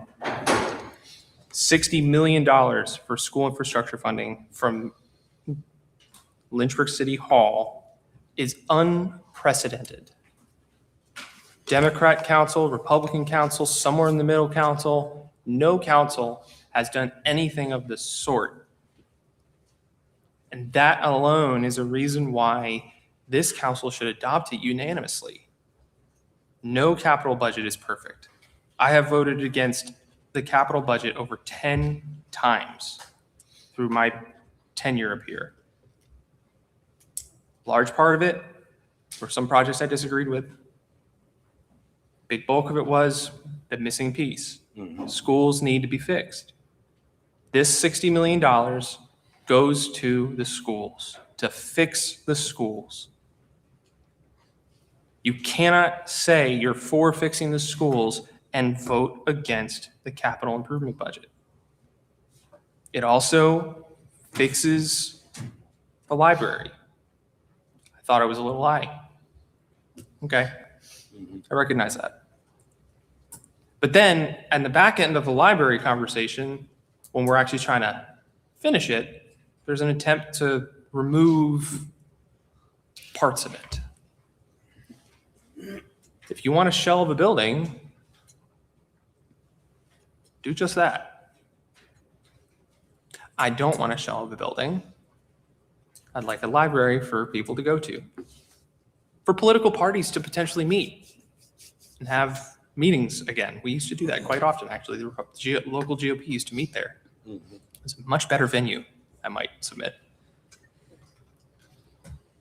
A venue where community events can be held and actually people be proud of.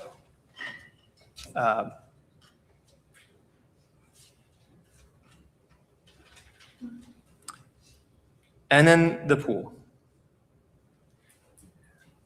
Mayor, no, I don't have kids. No, I'm not married to a teacher, although my wife teaches me quite often. However, my experience working with over 1,000 kids in one summer at a summer camp is that the pool is the heart of a community. Lynchburg is no different. Lynchburg actually has a very long and racially charged history. That is for its own conversation. Let's put that all aside. The fundamental reality is that asset was falling apart and it's being fixed. Now, you may not like parts of it. Okay, that's fair. But last minute's attempts to defund projects that are already underway, I think are improper.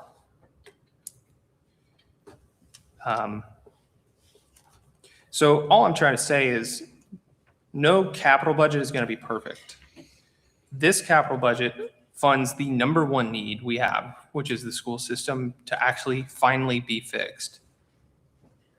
It actually addresses some key transportation items that have got to be addressed, particularly on Timberlake Road. Those bridges have got to be fixed with all those developments that these guys keep approving from their campaign donors.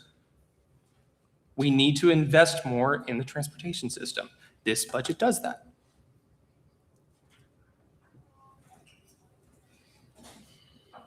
These are things that we must do, we're charged to do, and I believe should be adopted. Thank you, Mayor. Mr. Wilder. Yes, thank you. I do believe we need to continue to invest in our community. And if you want the person to continue to move into Lynchburg, we got to make sure we have the assets and the infrastructure to support that. As far as the upgrades to the library and the pool, okay, those are such needed things, especially in the inner city community. They go to libraries for reading, the computers, for a meeting space, for a gathering space. The pool, my kids love that so much because they can go hang out with their friends, have a community asset like that. So we have so many assets in our community we need to pour investment into that other people will move out of the city if they don't have those resources. So that's why I support the capital budget. Thank you. Ms. Reed. I agree. I'm super excited that we were able to support the large infrastructure budget for the schools last year, and that we're going to see a big chunk of the money go towards them this year. And I agree with Councilman Fraldy that, you can't support one without the other. I think it's insulting to attack someone for not having children and say that they can't understand schools. It just takes compassion to understand the needs of children. And if you understood the children of our schools, whether you have children in them or not, you'd understand the direct link between Lynchburg City, a lot of the Lynchburg City school children, and the need for our library and our pool. Because many of them use those two exact things for a resource. Go to the library during the summer specifically, and a lot of them are there a lot of the times for multiple reasons. But there's reading time for homeschool families that library is used for, preschool families. We have family members that use that library as a resource for job applications. Teens use that library for job applications. Kids from the high school walk over there after school sometimes to do homework. They use the computer centers. We need all the outfitting that is being used to put in there that's new, that for them to use, because some of our kids don't have computers at home or access to computers at home. The pool's the same way. Not every child in this city has a neighborhood pool or access to that. That is the Miller Park pool for many of the same families that are Lynchburg City School families. So to support the schools and say we're wanting to fund the schools completely, that's wonderful. But to then want to take away from some of the same resources those same families need, or to say we've sunk money into a playground for the same children. Like I said, I know our superintendent would not feel like that was a sunk investment either, because she supports the resources that the families from her schools utilize. We can do both. And the state has not given us their budget yet. Hopefully, when they give it to us, there will be some extra money and maybe she can get it all done. And that would be a win for all of us. We're not that far apart. And this capital improvement plan, the one we voted on last year for the improvements that the library desperately did need, and the Miller Park pool and the playground did need, are going to be a win for many of our families that utilize those resources, and our schools getting a much needed infrastructure improvement. We didn't even give them all the money that they needed, but we gave them a lot, and we're super excited about that. And we're on our way. So I'm thrilled to support this. Thank you. Thank you, Mr. Mayor.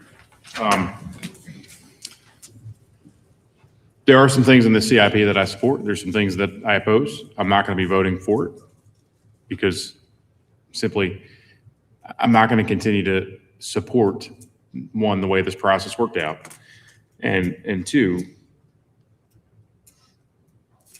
something of note, because I finally pulled that document up and you left something out that was in the school's capital project there, Mr. Patrick. There's also a $300,000 reduction in middle school career and technical education improvements. I thought we were talking about the one-time funds that. This is all one-time requested funds. You've got from schools capitals operating. amount, pay as you go, and then one-time funding requests. The grand total of the initial funding request was 2.865 million. And then the prioritized critical funding plan was 1.645 million. That's actually a $1.2 million difference. So that's on the document that you all provided to us, the Lynchburg City Schools Prioritized Critical Funding Plan FY 2027. And I'm looking at it right here. So there's a huge chunk of the amount of program equipment provided for career and technical education. Again, priorities, right? Priorities. That's what it comes down to. And fully support the schools funding for the repair of the schools. I went and visited every school when I was on the joint committee. And I appreciated when Councilmember Timmer stepped in on that committee when Councilmember Frawley quit the committee. So, we worked really hard to try to push forward. We actually wanted to get it done faster. We wanted to prioritize the repairs in the schools over unnecessary expenditures last year, like the pool overhaul. We could have fixed the pool for somewhere between $0.5 to $1 million instead of the $11-12 million overhaul we're doing right now. The library reimagination project, $12.5 million. We didn't need to do that, but we did it. Tax and spend policies, voted against that. Just like when the amphitheater doubled in price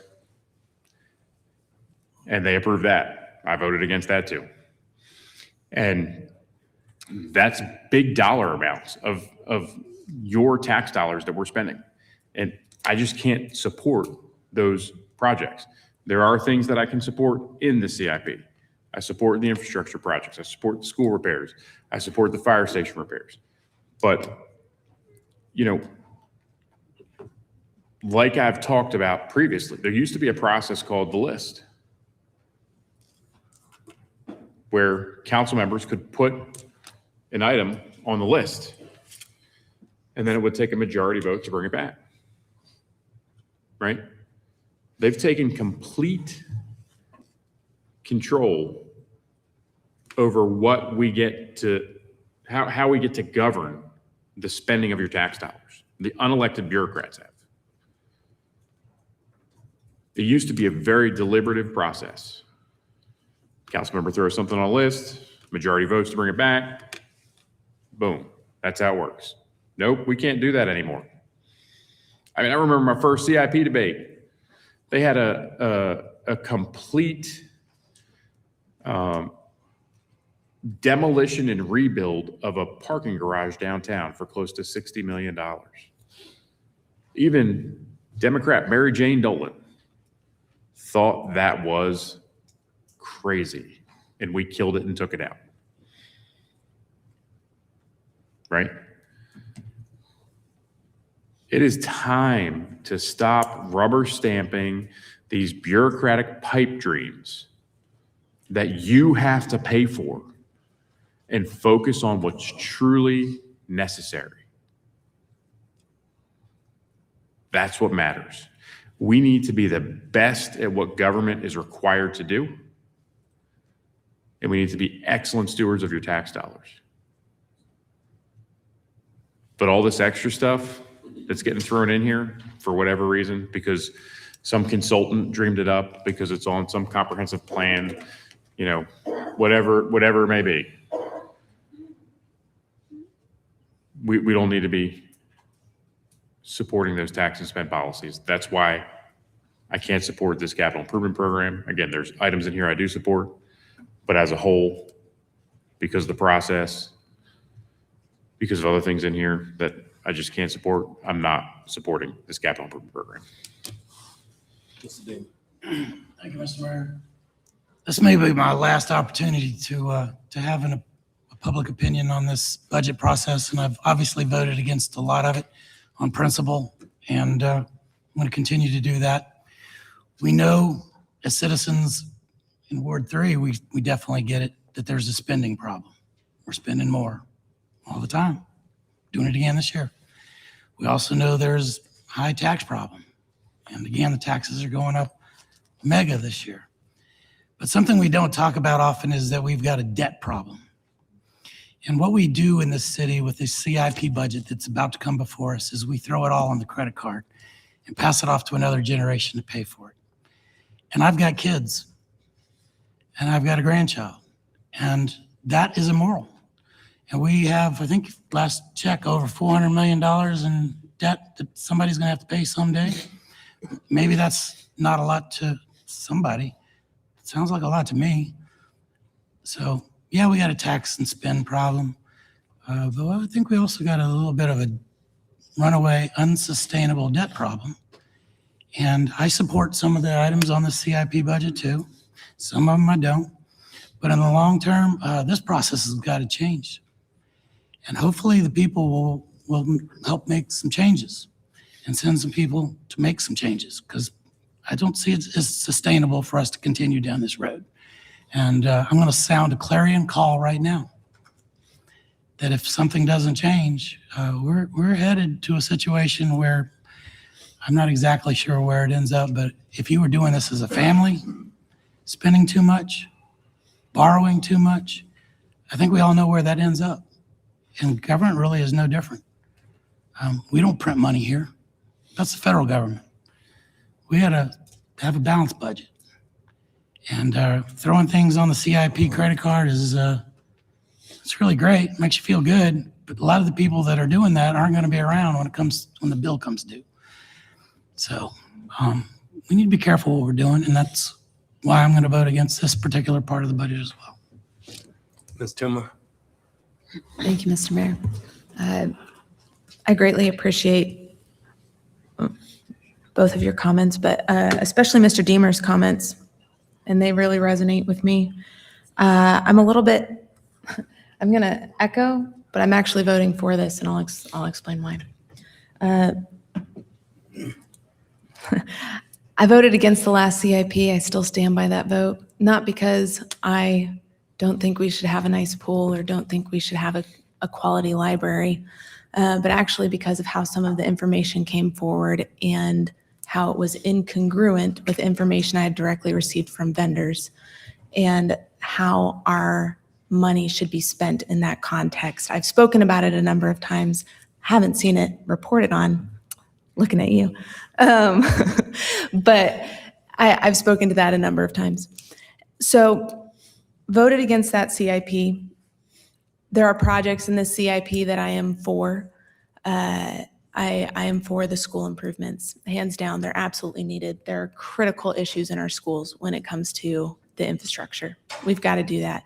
There are critical needs when it comes to road improvements and some of these components, and the improvements with the fire department that must happen. And that is what my vote is for today.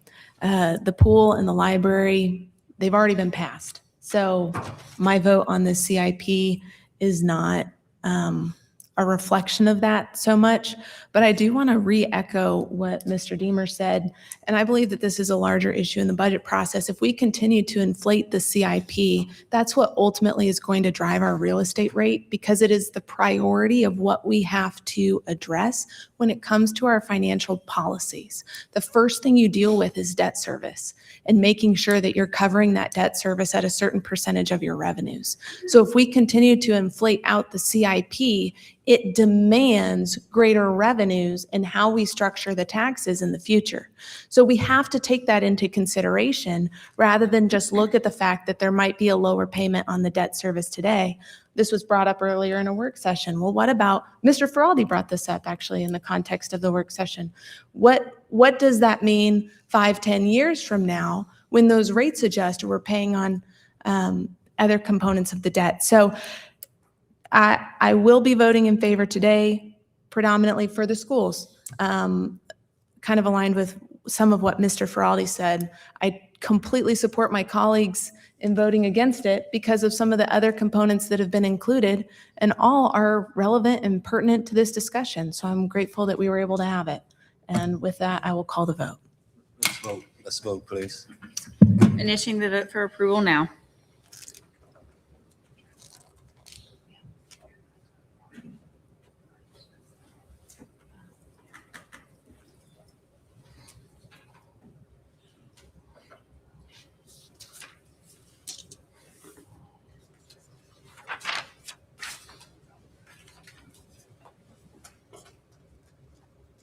The motion passes 5-2.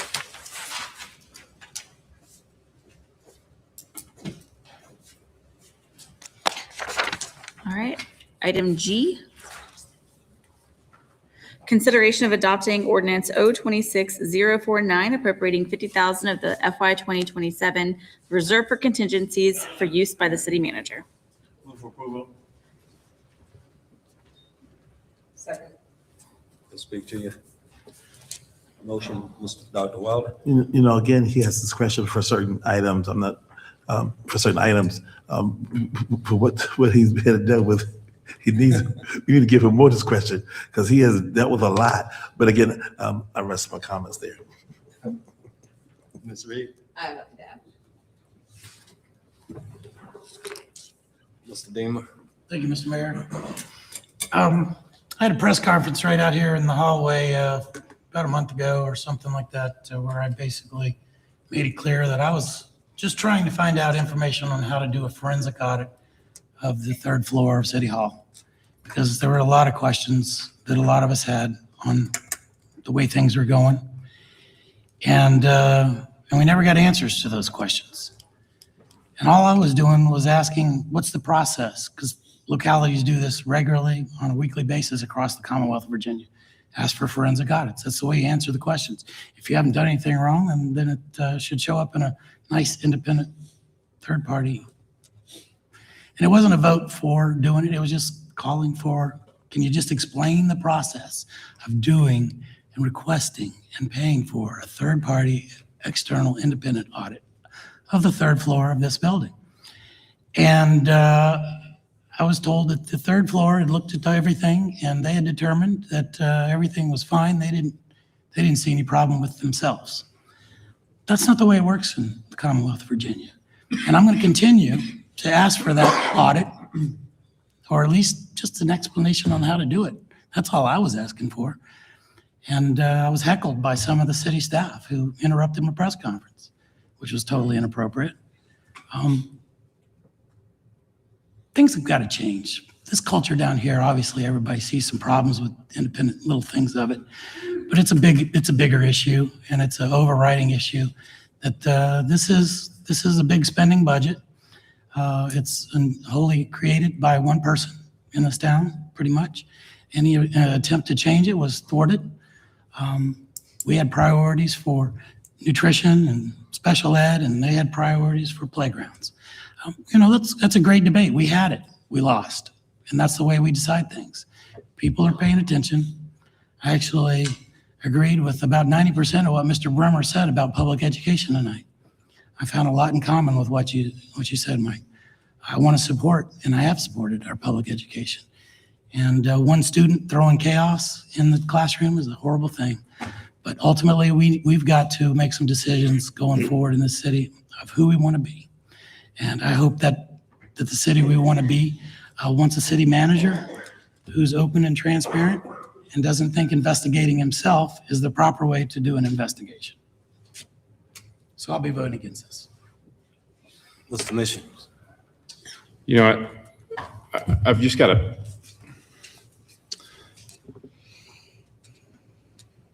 kind of echoing on what the vice mayor just said. I've asked a lot of questions about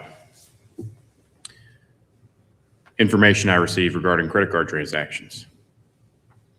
One of them is the number of transactions that don't have a finance description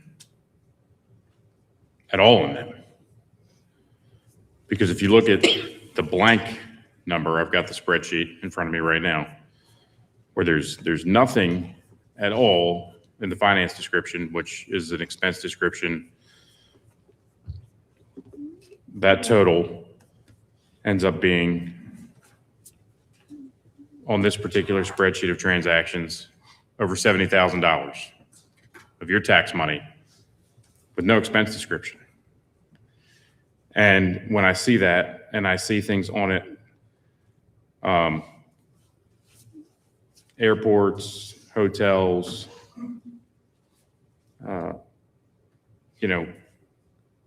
airfare, things of that nature, that there's no finance description for it. Is it something that was necessary? Why isn't it? Why aren't we able to see?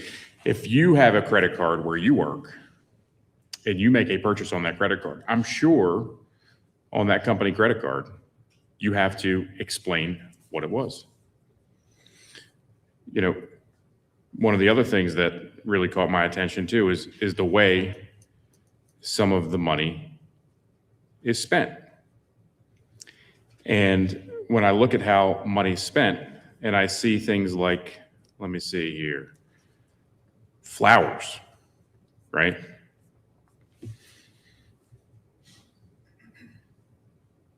$2,100 spent on floral arrangements. Vast majority of that coming out of the city manager's office budget. If you've got flowers you want to purchase for somebody that you work with or somebody in the community with your work group, right? People chip in together and buy the flowers. We got a city manager that makes close to $300,000 a year, and a deputy city manager that makes over $200,000 a year. But the flower arrangements are going on a city credit card? A city credit card? Your tax dollars? Because I know people that make a lot less than that pay for it themselves. Now, there was something that was very interesting to me that I found on here. And it was kind of, don't even understand why it's even on here. But there was a hotel at the Virginian that was purchased for somebody that came up from an NAACP in Houston for an event in Lynchburg that had nothing to do with city government. And I talked to somebody that was there. So is the taxpayer just paying for these things? Again, not your money. I mean, it's your money, but why is it being spent that way? I look at things that kind of catch my attention too. We've got a going away party for somebody working in the city manager's office, $610 and catered food for that. That should be something people are pulling out of their own pocket and paying for, not using your tax dollars to do it. And the list goes on and on and on and on and on of questionable expenses with these credit cards. And when, Mr. Deemer mentions a forensic audit, this is why we need one. Something else that's very interesting is the purchase card policy says that meals are only authorized for overnight travel. That's what the policy that was provided to me says. Yet, when I look at the amount spent, and some of this is probably legitimate at some points, but when I see the amount of money spent locally here in Lynchburg in restaurants for meals, and I see things like somebody that works in the communications department meeting with somebody that works with the communications department in Bedford County and putting lunch on City Credit Card and Forest and examples like that over and over again. Lunch meeting, right? Lunch meeting, locally, that's your tax money. Why does the policy say meals are only authorized on overnight travel? But you've got, and these aren't all the credit, this is just a snapshot of city manager's office and leadership team members. That's what this is. Why is your tax dollars getting spent that way? Why? So, I'm with the vice mayor on this. I still have a lot of questions about how your money's being spent. And I agree that we need to have a forensic audit. It's totally different than the annual financial report that we get every year. But we need somebody to look in and dig in deep into how your dollars are spent and if it complies with policy and the management decisions being made behind it. And I won't be supporting this.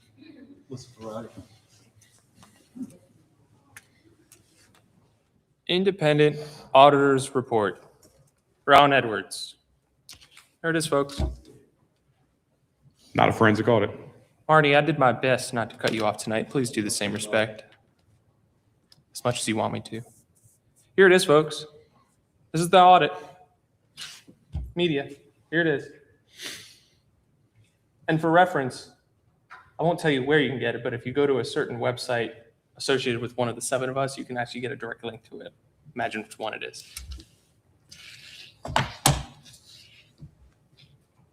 Number two, I'm sorry, I'm pacing myself because there's just so much here.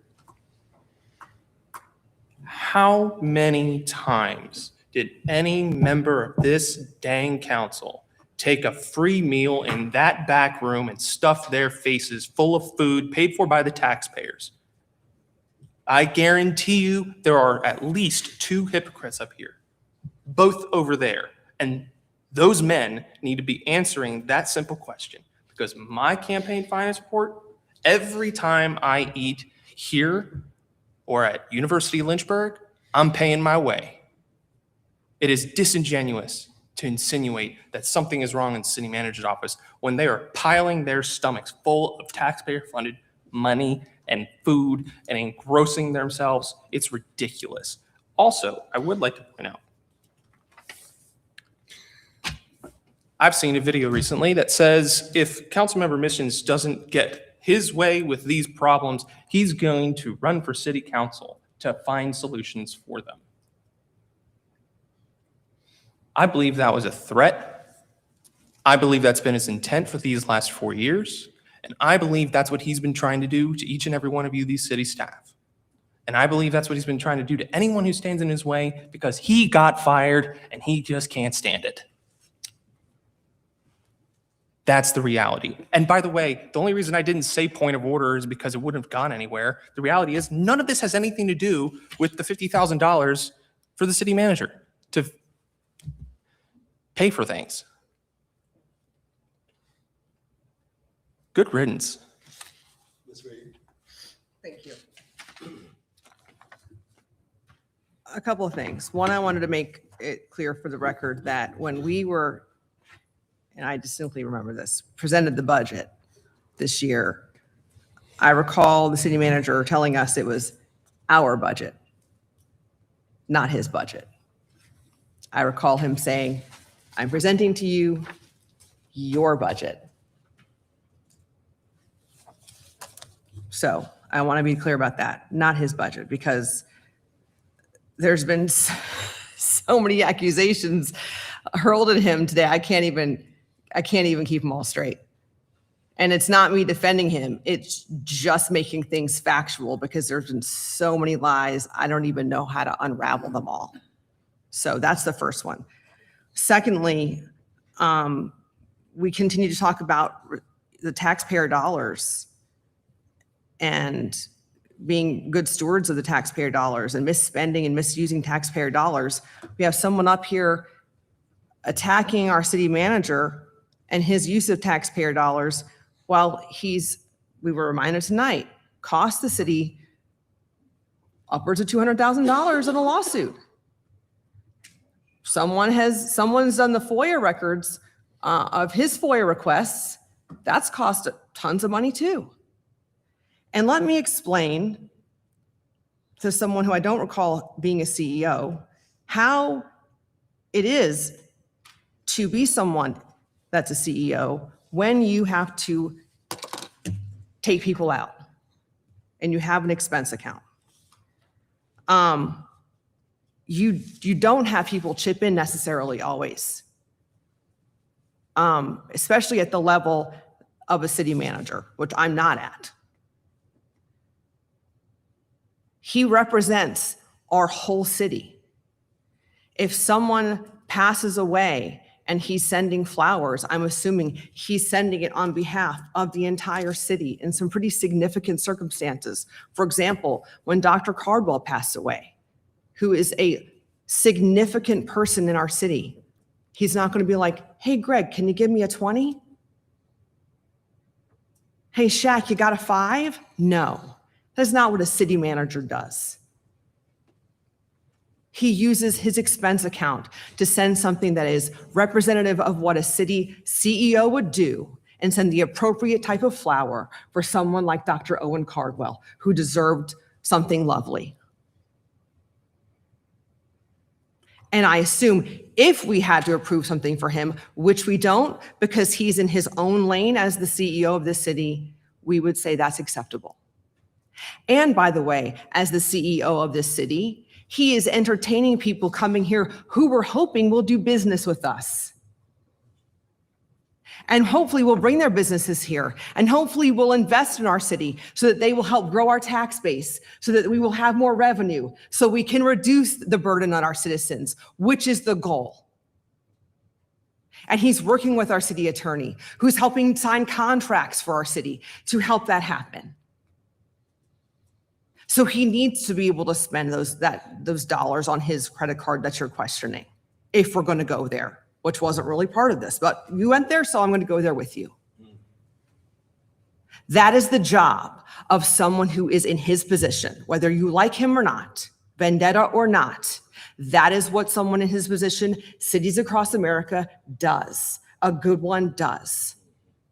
Hopefully, he's not wasting it, because if you look at some of the jobs and the businesses that have come here, I'm assuming he's doing his job well, because we've seen expansion with many of our businesses and new businesses come in.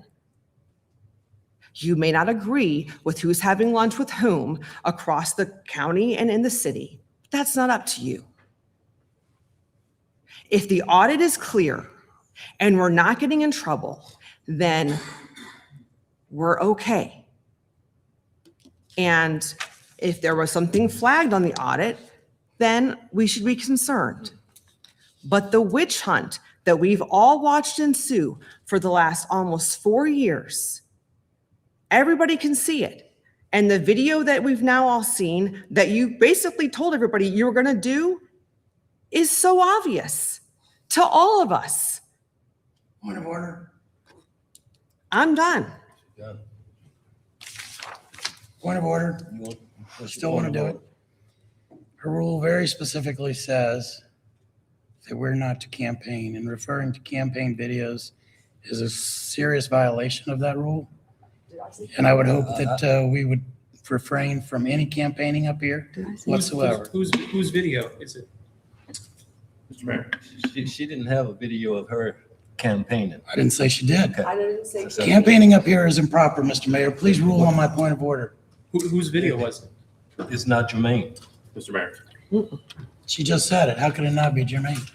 Mayor, I didn't say campaign she video. didn't say anything regarding campaigns or campaign videos. She was speaking to what was simply brought up by another council member, Yeah, thanks. which I think Actually, no. would be germane. I was not a council member when that was. Well, just now. Doesn't matter. Just now when you. So, Okay. Let's just not campaign. I Not didn't. campaign.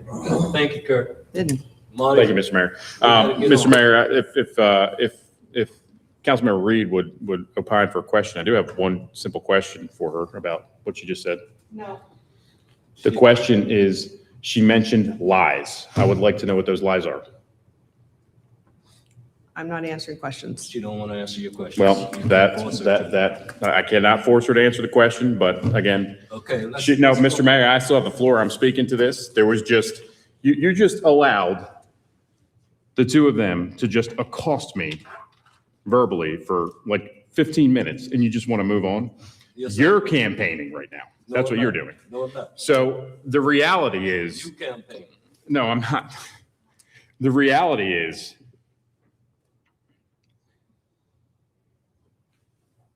the audit that was shown to you, the comprehensive annual financial report that was just displayed to the cameras, to the media, that's not a forensic audit. That's not what they did in Halifax County. That's not what they did in Martinsville. That doesn't uncover anything that you would find in a forensic audit. And you know what? There shouldn't be slush funds to spend thousands of dollars on floral arrangements with your taxpayer money. This is not a corporation. This is your municipal government. It says corporation on the seal, Marty. This is not a private corporation. This is a municipal government funded by your tax dollars. Right? We should not stand for your money being spent that way. We should not stand for the policies and how city credit cards are to be used to be ignored. As a governing body, we should not stand for that. And that is why we need a forensic audit to determine if those policies are being followed at the very smallest level. And I don't believe they are. Can I say that they aren't for sure? No, I can't. I can't. But the only way we're going to find out is with a forensic audit. And that's simply what needs to happen. It's necessary. Just the amount of charges alone that have no finance description in this small snapshot of data that I have, because there are a lot more credit cards out there than the ones that I'm looking at.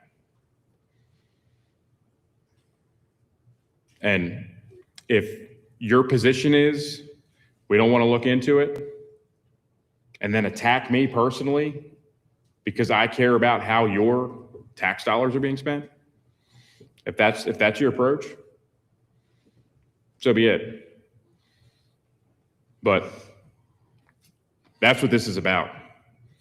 It's about your tax dollars, how they're spent, and the management decisions that are being made. Let's call the vote. Please. Finishing the vote now for approval.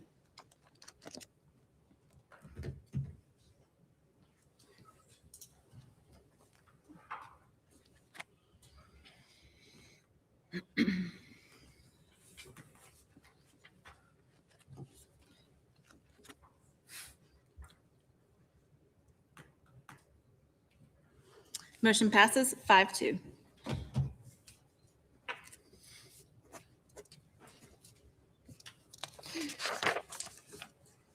Okay, this will be the first reading of the adoption of the FY 2027 Water Fund and Stormwater Fund operating budgets. Consideration of adopting Ordinance 026-046B, appropriating the FY 2027 operating fund budgets for the Water Fund and Stormwater Fund. May I have a motion, please? Move for approval. Is there a second? Second. I'll speak to your motion. Sir. No, well, yes, I'm sorry. Yes. Basically, the water fund was a self-fund that mainly supports the services that it provides. So it's like an extra fund as it supports, they come up with the cost to support the services. Thank you. Mr. Ferrari? Is there anyone else who would like to speak on the water fund? Let us vote, please. Oh, Ms. Reed? I just wanted clarification because I know we had this conversation earlier, but in order for Mr. Mitchell, do you mind? Yeah.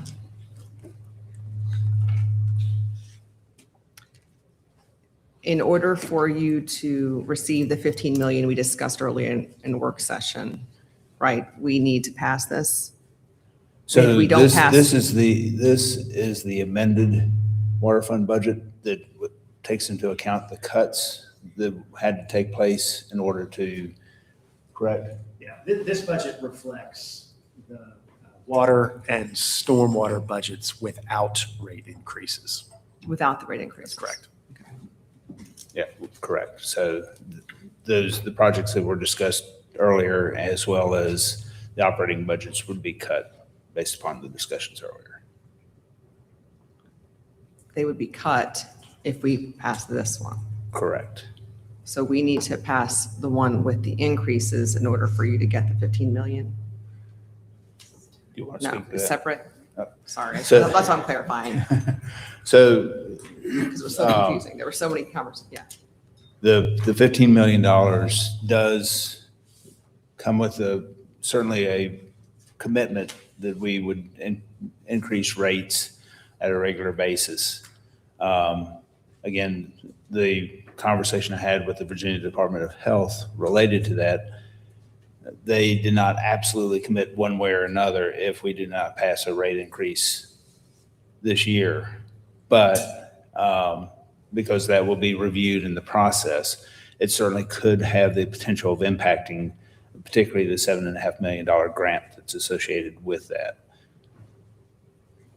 So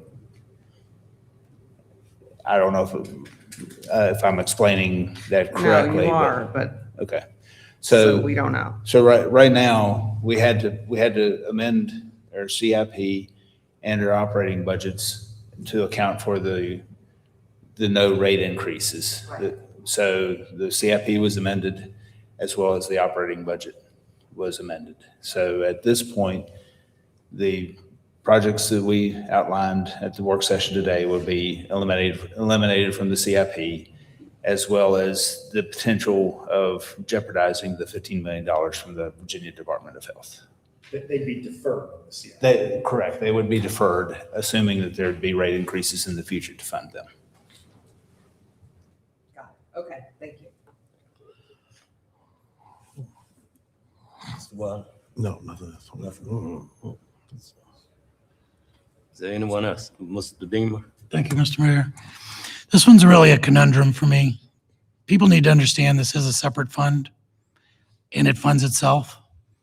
And there is no more critical infrastructure than providing water to the citizens of Lynchburg. I don't like rate increases.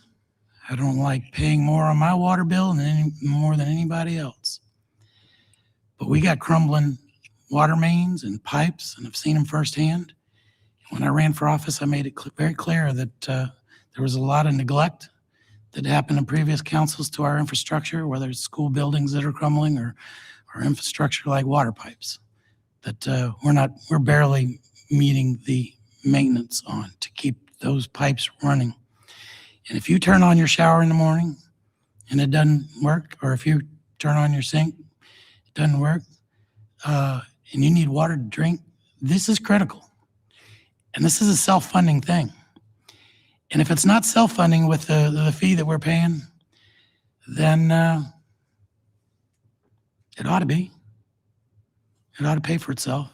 And removing this, I know I may part from some of my colleagues on this, but this isn't optional in my mind. And if this is a separate fund that funds itself, and the fees that we're charging on our bills aren't covering basic maintenance and replacement. And so what our answer is throw it on that credit card bill debt that I talked about earlier.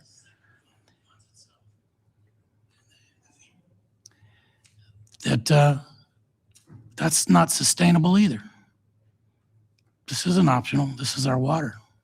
So I may surprise some people on my vote on this, but I'm going to vote against it because I believe it should be a truly independent, self-funding fund as it's supposed to be, and we shouldn't be dipping in all over the place to try to make it balance out. Mr. Mission. Thank you, Mr. Mayor. Something just caught my attention. Are we monitoring Facebook comments in real time as staff over here? Because the video, I just heard the video from over there. Is that what that is?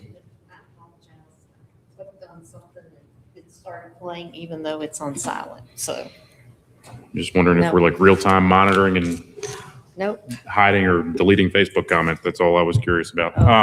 that would not be me. No, this is absolutely, this is an easy one. I'm glad we didn't increase the rates this year, and I appreciate the hard work that you do, Tim, and everything you guys do over there, and I'll be supporting this. Anyone else? I was out there that night, that 10-inch pipe burst down on 10th Street. And Tim and his crew got out there, cold as all get up, and got down in that hole and worked those pipes. So they need everything they get, everything they can get to keep the water flowing. You know how many people would not have had water that day had they not got out there that night and made that main repair? A lot of people. So I'll be supporting this. Mr. Timmer. Sorry, thank you, Mr. Mayor. I'm just clarifying your comment with supporting. I'm confused because it goes back to Ms. Reed's earlier question and Mr. Deemer's comments. Supporting this is supporting flat rate. Not supporting this is to bring back the question of a rate I will not be increase. supporting this. Okay, To that keep- was to the, keep everything flowing. Yes, thank you. Thank you, Ms. Timmer. Yeah. So we're in an interesting place right now on this vote. So can I provide some context just so everyone understands? So at the last meeting, there was 4 votes to not approve the rate increase. And what that meant was for the first reading of these funds, we brought back a budget that did not take into consideration rate increases. It also meant that if we wanted to consider rate increases as part of this budget process, we would need to now have another public hearing, okay? So it sounds like there might be support for rate increases. What I would tell you is that there's basically 2 paths that you could go down if there was interest in that. First path is to vote, those in support of a rate increase would vote no. This would fail. We could then have a public hearing and 2 additional readings on the water and the stormwater budgets. The other path would be to support the first reading, which is just an opening, then have a public hearing, and then come back and in the second reading, support a budget with a rate increase. Either works. One's just shorter than the other. So, with that context, I'll leave it to council. Ms. Timmer? well, in the nature of that discussion, I would prefer the second option. I think it's cleaner moving forward. Mr. Mission? Yeah, I just think it's a no-brainer. I think that we should approve this, and then, if there's any, I'm not going to support a rate increase. That's just all there is to it. And, but I will support this budget because this budget gets done without the rate increase. And it's that simple. If something changes between now and the second reading, so be it, if you find the 4th vote. But I think that we need to keep the water running. So we want to make sure we at least appropriate the baseline here. And I think that we should do that. Mr. Wilder? Just make something clear. I'm so confused at this moment. I'm sorry. So if we do approve it, we can still, this is the first reading because it failed the first time. So obviously we had to approve it now in order to pass the budget. So that's why I was saying yes.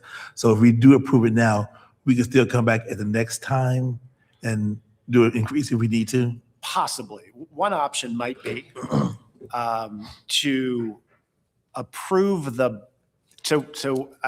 I wouldn't even begin to understand the machinations of changing a motion in a second, but to approve the budgets, but also ask for there to be a public hearing.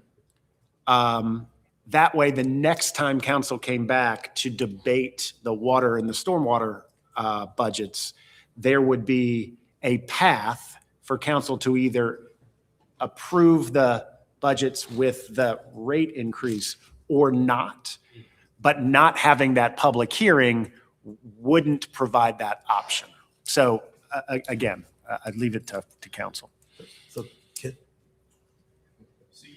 can vote yes to this Yes. and still vote down a rate increase at the next meeting if you choose to, and then it stays the same if you adopt the budget. Or alternatively, if y'all choose, there'll be an option B of an appropriation that'll be the second reading that would incorporate the rate increases. And if I can just add, the motion right now stands to approve this. There's a motion on the floor to approve this. If you wanted those options, the motion, I mean, maybe a motion to approve this and have a public hearing. It is Councilmember Wilder's motion and seconded by Councilmember Feraldi.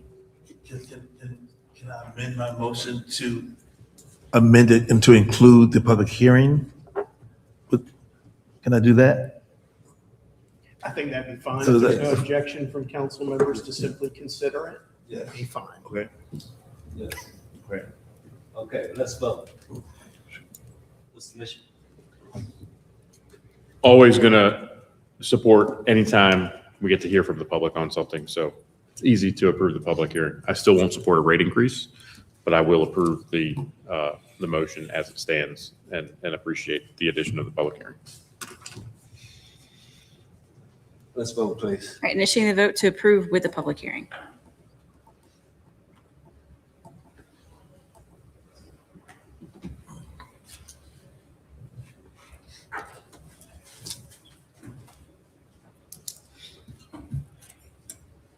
The motion passes 5-2. And thank you for the clarification. I appreciate that. Thank you. All right, our final item, agenda item number 17. This was a LU enrollment resolution by Councilor Missions. The motion, please. Mr. Ferrari. Mayor, we table for 2 weeks. Second. Table for 2 weeks. May we vote, please? No, you get to speak to the motion, Mr. Mayor. Speak to the And motion. I see what was done there. Normally, normally, Mr. Mayor.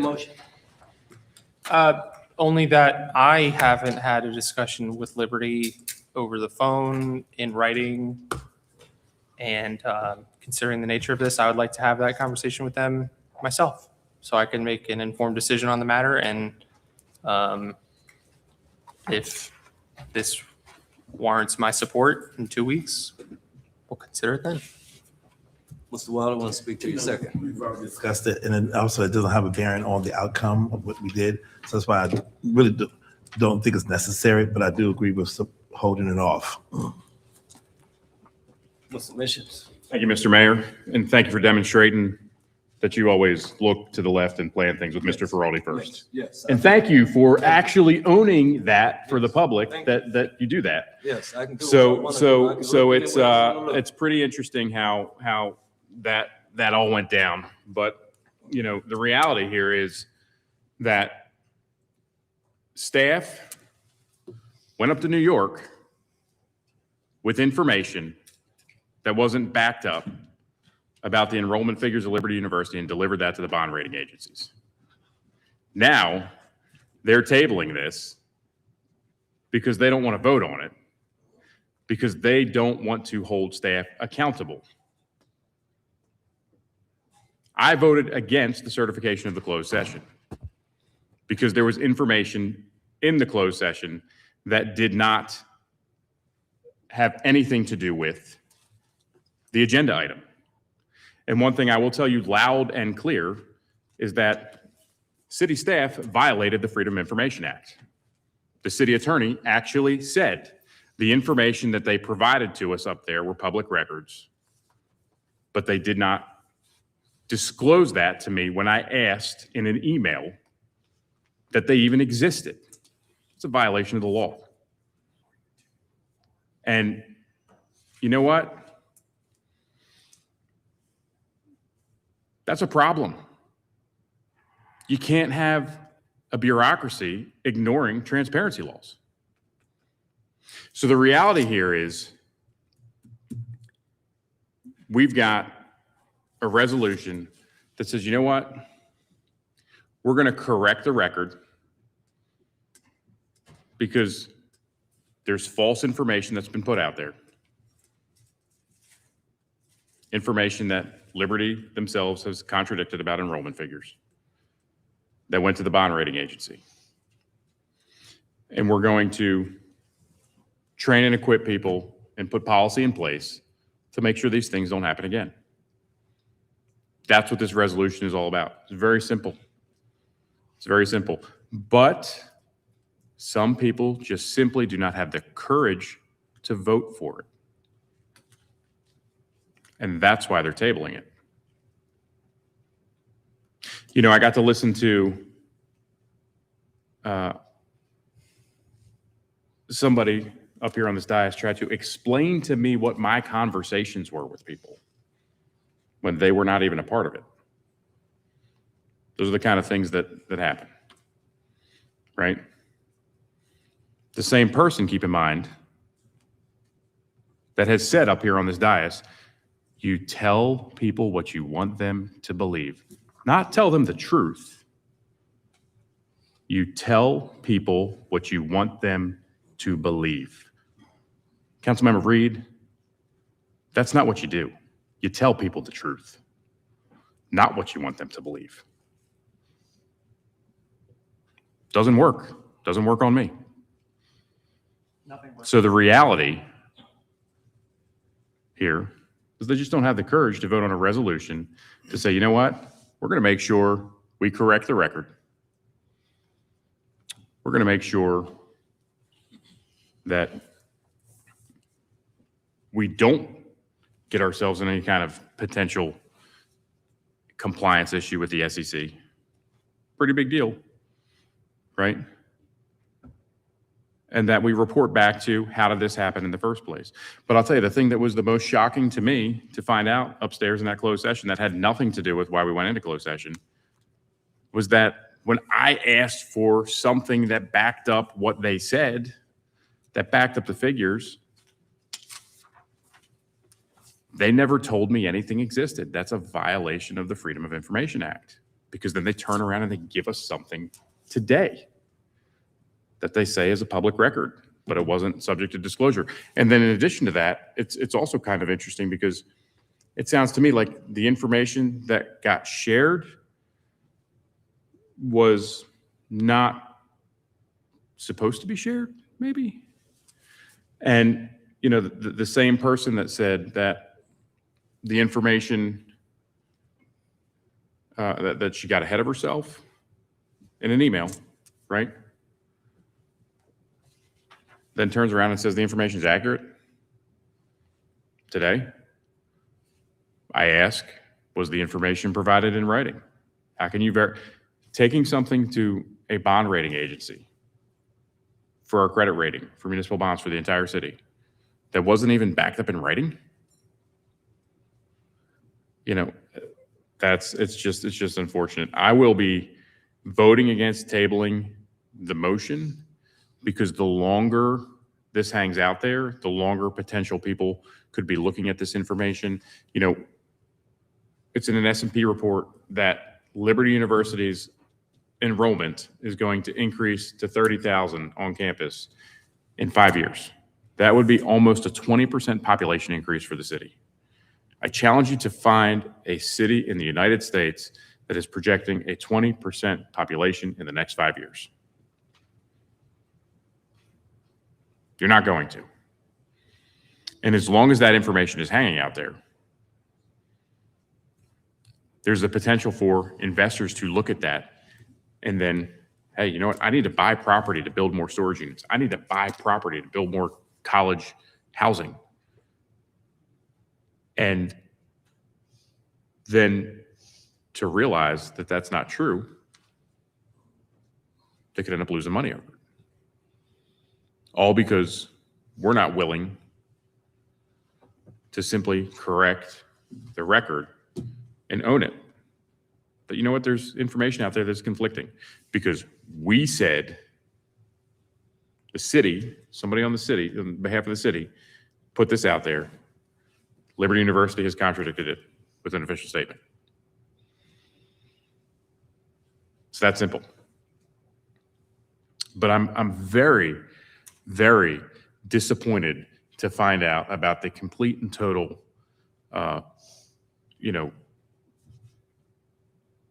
just egregious violation of the Freedom of Information Act by our staff with this.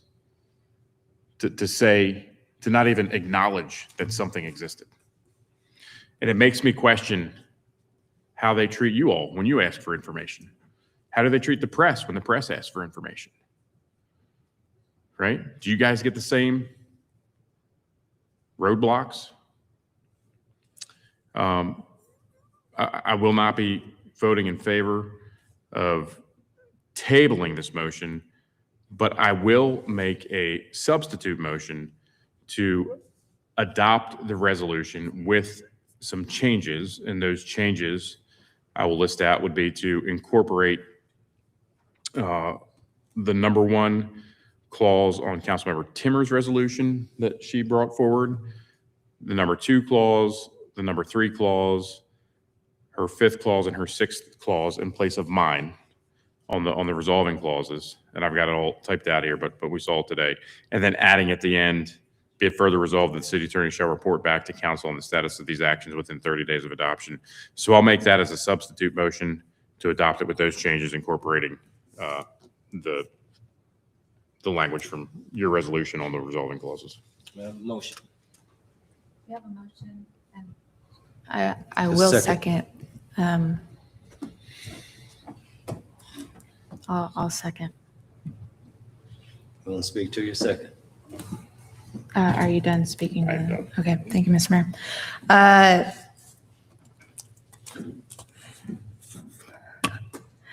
Yeah, I'm just, this whole thing has gotten so blown up, and it's pretty wild. So the resolution that I put forward, and I've spoken about this in the work session, I've provided it to all the council members. It's distinct from Mr. Mischin's, but I'm grateful that he was willing to incorporate mine into his and adjust some things with his that we kind of differed on a little bit. And the collaborative element, I really appreciate that. It's just prudent and wise to self-disclose. And doing so actually protects city staff and doesn't condemn or damn anyone. It's just good policy. So I'm going to read just a basic statement.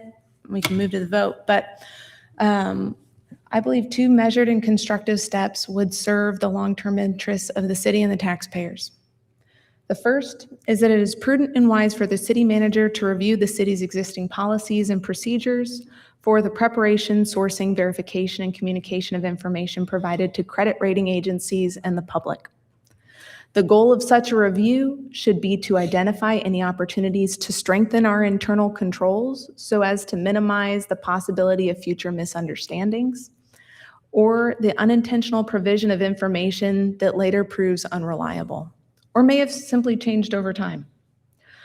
Good governance demands that we continually improve these processes to protect the city's credibility and fiscal standing. The second is that I believe the city should carefully consider the filing of a voluntary disclosure statement on the Municipal Securities Rulemaking Board EMMA system, as is expressly allowed under federal security regulations. While not required, such a voluntary filing can promote transparency, ensure that investors and the market have clear and current information, and demonstrate the city's commitment to high standards of disclosure. These steps reflect responsible stewardship. They focus on prevention, continuous improvement, and the maintenance of Lynchburg's strong reputation in the financial markets, all of which ultimately benefit our taxpayers by helping to preserve favorable borrowing costs and public confidence. And so that concludes my comments. Thank you, Mr. Mayor. Ms. Reed? I will not be supporting the substitute motion, but I do want to, again, for the record, give some clarification that I think Ms. Timmer just said something about this is exploded or gotten out of, what did you say how it's blown up, maybe? Maybe that's what you said, it was blown up. So it's blown up because my colleagues have blown it up. Last month, a statement was made by Ms. Witt, and all of a sudden it blew up because a number she gave was not expected. She answered for it. We've discussed it at the work session. We've discussed it numerous times now, okay? It's become an inquisition, an interrogation. A news source from Charlottesville got involved. Our local media has been asked about it multiple times, asking to cover it. And nobody has seemed to really want to cover it except for our colleagues. We discussed it at length in a closed session today. We discussed it at length in our work session today. I invite you, if you want to hear more about it, to go back and watch our work session where Ms. Witt answered me directly when I asked her, was the number she gave accurate? She said yes. I said, did you lie about the number that you quoted? No. Ms. Witt is a Liberty graduate. She was a CFO and has been for 27 years for the city. She has an ethical obligation. She answered it. Go back and watch. So we've gone over this. We also went over the fact that the number that was reported to the bond agency, the SEC, all the things that have been referenced, was not inaccurate. The number that was given had no bearing on our bond rating, anything either way. So the city's not in trouble. The city wouldn't have been in trouble had the number been off either way, but it wasn't off. There have been multiple conversations with Liberty University, with our city manager. Everything's fine. The only people making a big deal out of this are the people that now have introduced 3 resolutions today. And it's really just to try to make the city look like they've done something wrong. They can say no all they want, but it is. It's not that we don't think that the city should be responsible. That's not what those of us who are defending this are saying, or defending the city staff are saying, defending Ms. Witt are saying. But by supporting it, it does sound like, based on how these things are being written, that somebody did something wrong or intentionally wrong, or that the city manager or now the city attorney or people that were in closed or whatever are doing things intentionally wrong. And we're casting doubt on our city leadership again. And that's just not the case. We've gone over it. So I'm not going to support the substitute motion. I'm not going to constantly support trying to defame and demean or attack people who we've already gone through the situation with, and we know that they didn't do anything wrong. We shouldn't have to have resolutions and proclamations to say that these city staff members didn't do anything wrong. And Liberty University is fully aware of that. And it doesn't have to be in writing to prove that either. If our city manager and city leadership have good relationships, they shouldn't have to have it documented and signed with a feathery ink pen and sealed with wax. Thank you. Ms. Timmer? just like to reiterate and reaffirm my comments in the work session that this whole conversation is becoming about whether or not a group of people believe that Donna Witt lied. And I don't think that anybody at this dais believes that Donna Witt lied. That is not what this is about at all. Donna Witt, she's great. This is not about her. This is about information that was provided, whether totally in good faith. I believe totally in good faith, that doesn't purport with public records that are to the contrary when it comes to the bond crediting agency and how that has implications for city staff, how that potentially has implications for taxpayer dollars, and how there's case law that supports it, and it doesn't have to be done with ill will in order for SEC violations to be enforced.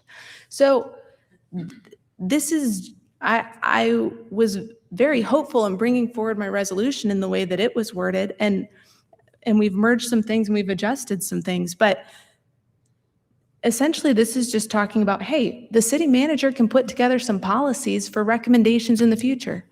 You know, we're losing Ms. Witt as far as her role as the CFO. That's going over to somebody else. So let's put policies in place. Let's put procedures in place for moving forward. Let's self-disclose. There's no harm in self-disclosure. If anything, it demonstrates further good faith and builds those relationships. So you're welcome to vote against it. I understand the nature of the discussion, but there's no belief on my part, and I've said this over and over, that this has to do with ill will or a lie. This is just how do we move forward as a city in the context of the public record. Thank you. Thank you, Mr. Mayor. Yeah, I know that the thing that was on the session to describe what we were talking about behind closed doors doesn't match what we did. I had to vote against certification. We didn't discuss any city investments opportunities at all. Ultimately, that's kind of irrelevant, but it kind of goes to the process again. No accusations were made of, no questioning of intent of Ms. Witt was made. This has zero to do with pointing fingers. We've made this case over and over again. It's not what it's not in the resolution. That's what matters. And I appreciate the effort to collaborate that my colleagues have done, because my focus in my version was to focus on fixing the inaccurate information, which Ms. Witt said in her email to us may have been accurate or inaccurate. Those are her words. We spoke to representatives from the school and they said it was inaccurate. So ultimately, we're still not sure what exactly was told to the bond agencies. We haven't really seen anything in writing. May never find out what actually happened in that room, but I know what happened in the back room back here, and it was not what we said we were going in for. And this red herring that we're attacking people is just that. It's not true. Read the resolution, even the amended one. It's not pointing fingers at anybody. It's saying, create some guardrails to make sure this doesn't happen again, which was Ms. Timmer's focus. And it includes, let's fix the bad information that's out there and get good information out there, which was my focus. So this is really an incorporation of the 3 different resolutions that have come forward, because this is an important issue. And we need to make sure it doesn't happen again and that we fix what we've done. And this is a great way to do that. If we don't do that, I think ultimately it looks like we're part of the attempts to not correct information. That's not transparency. Let's correct the information. Let's make sure it doesn't happen again. This is our best chance to do it. And I've still got mine out there. And if this passes, maybe that'll change. But I appreciate the collaborative work that is combining the 3, really. So. Bishop. Thank you, Mr. Mayor. Yeah, so, it's not an attack on anybody. It is very simple. The whereas clauses state what happened, the facts. There was information that was put out there. whereas later acknowledged internally that the projection lacked the verified source and the city had gotten ahead of itself in presenting the information. That's what we received in an email. That we discussed it in our work session.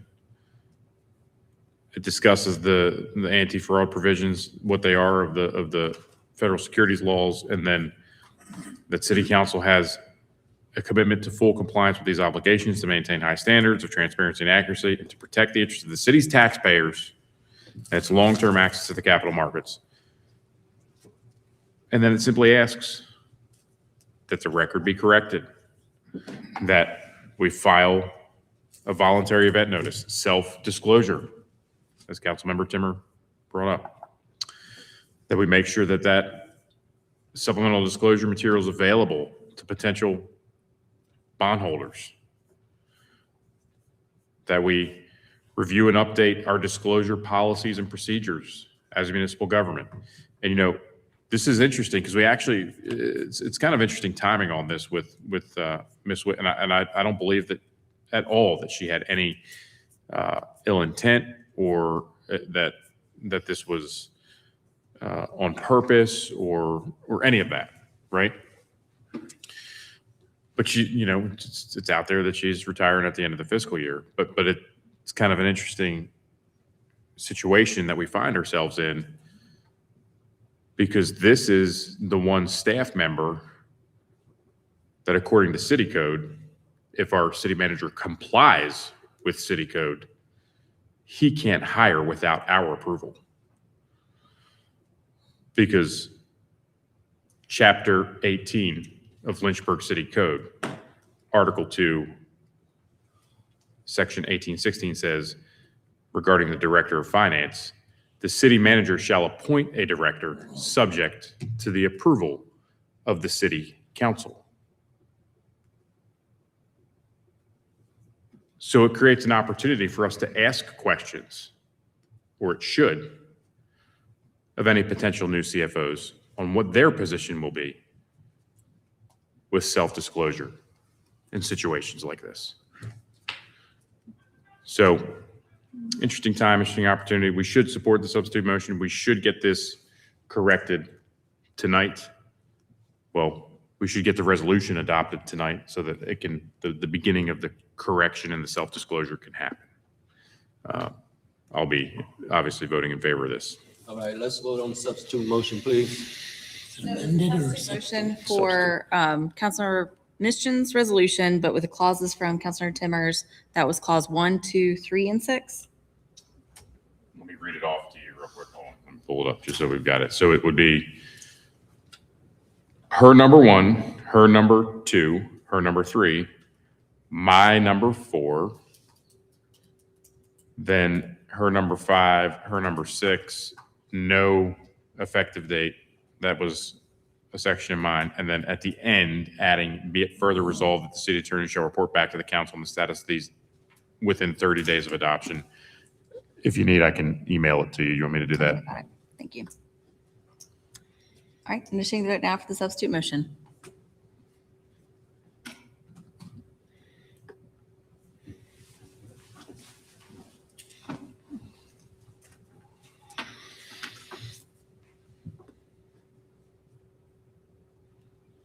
Motion passes 4-3. That now becomes the main motion. Let's vote on the main motion.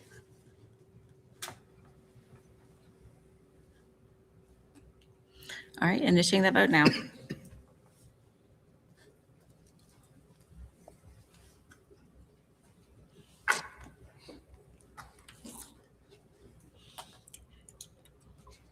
Motion passes 4-3.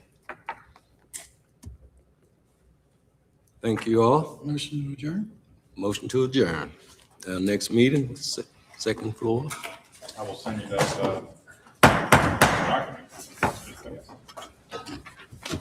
June 9th, second floor, next meeting.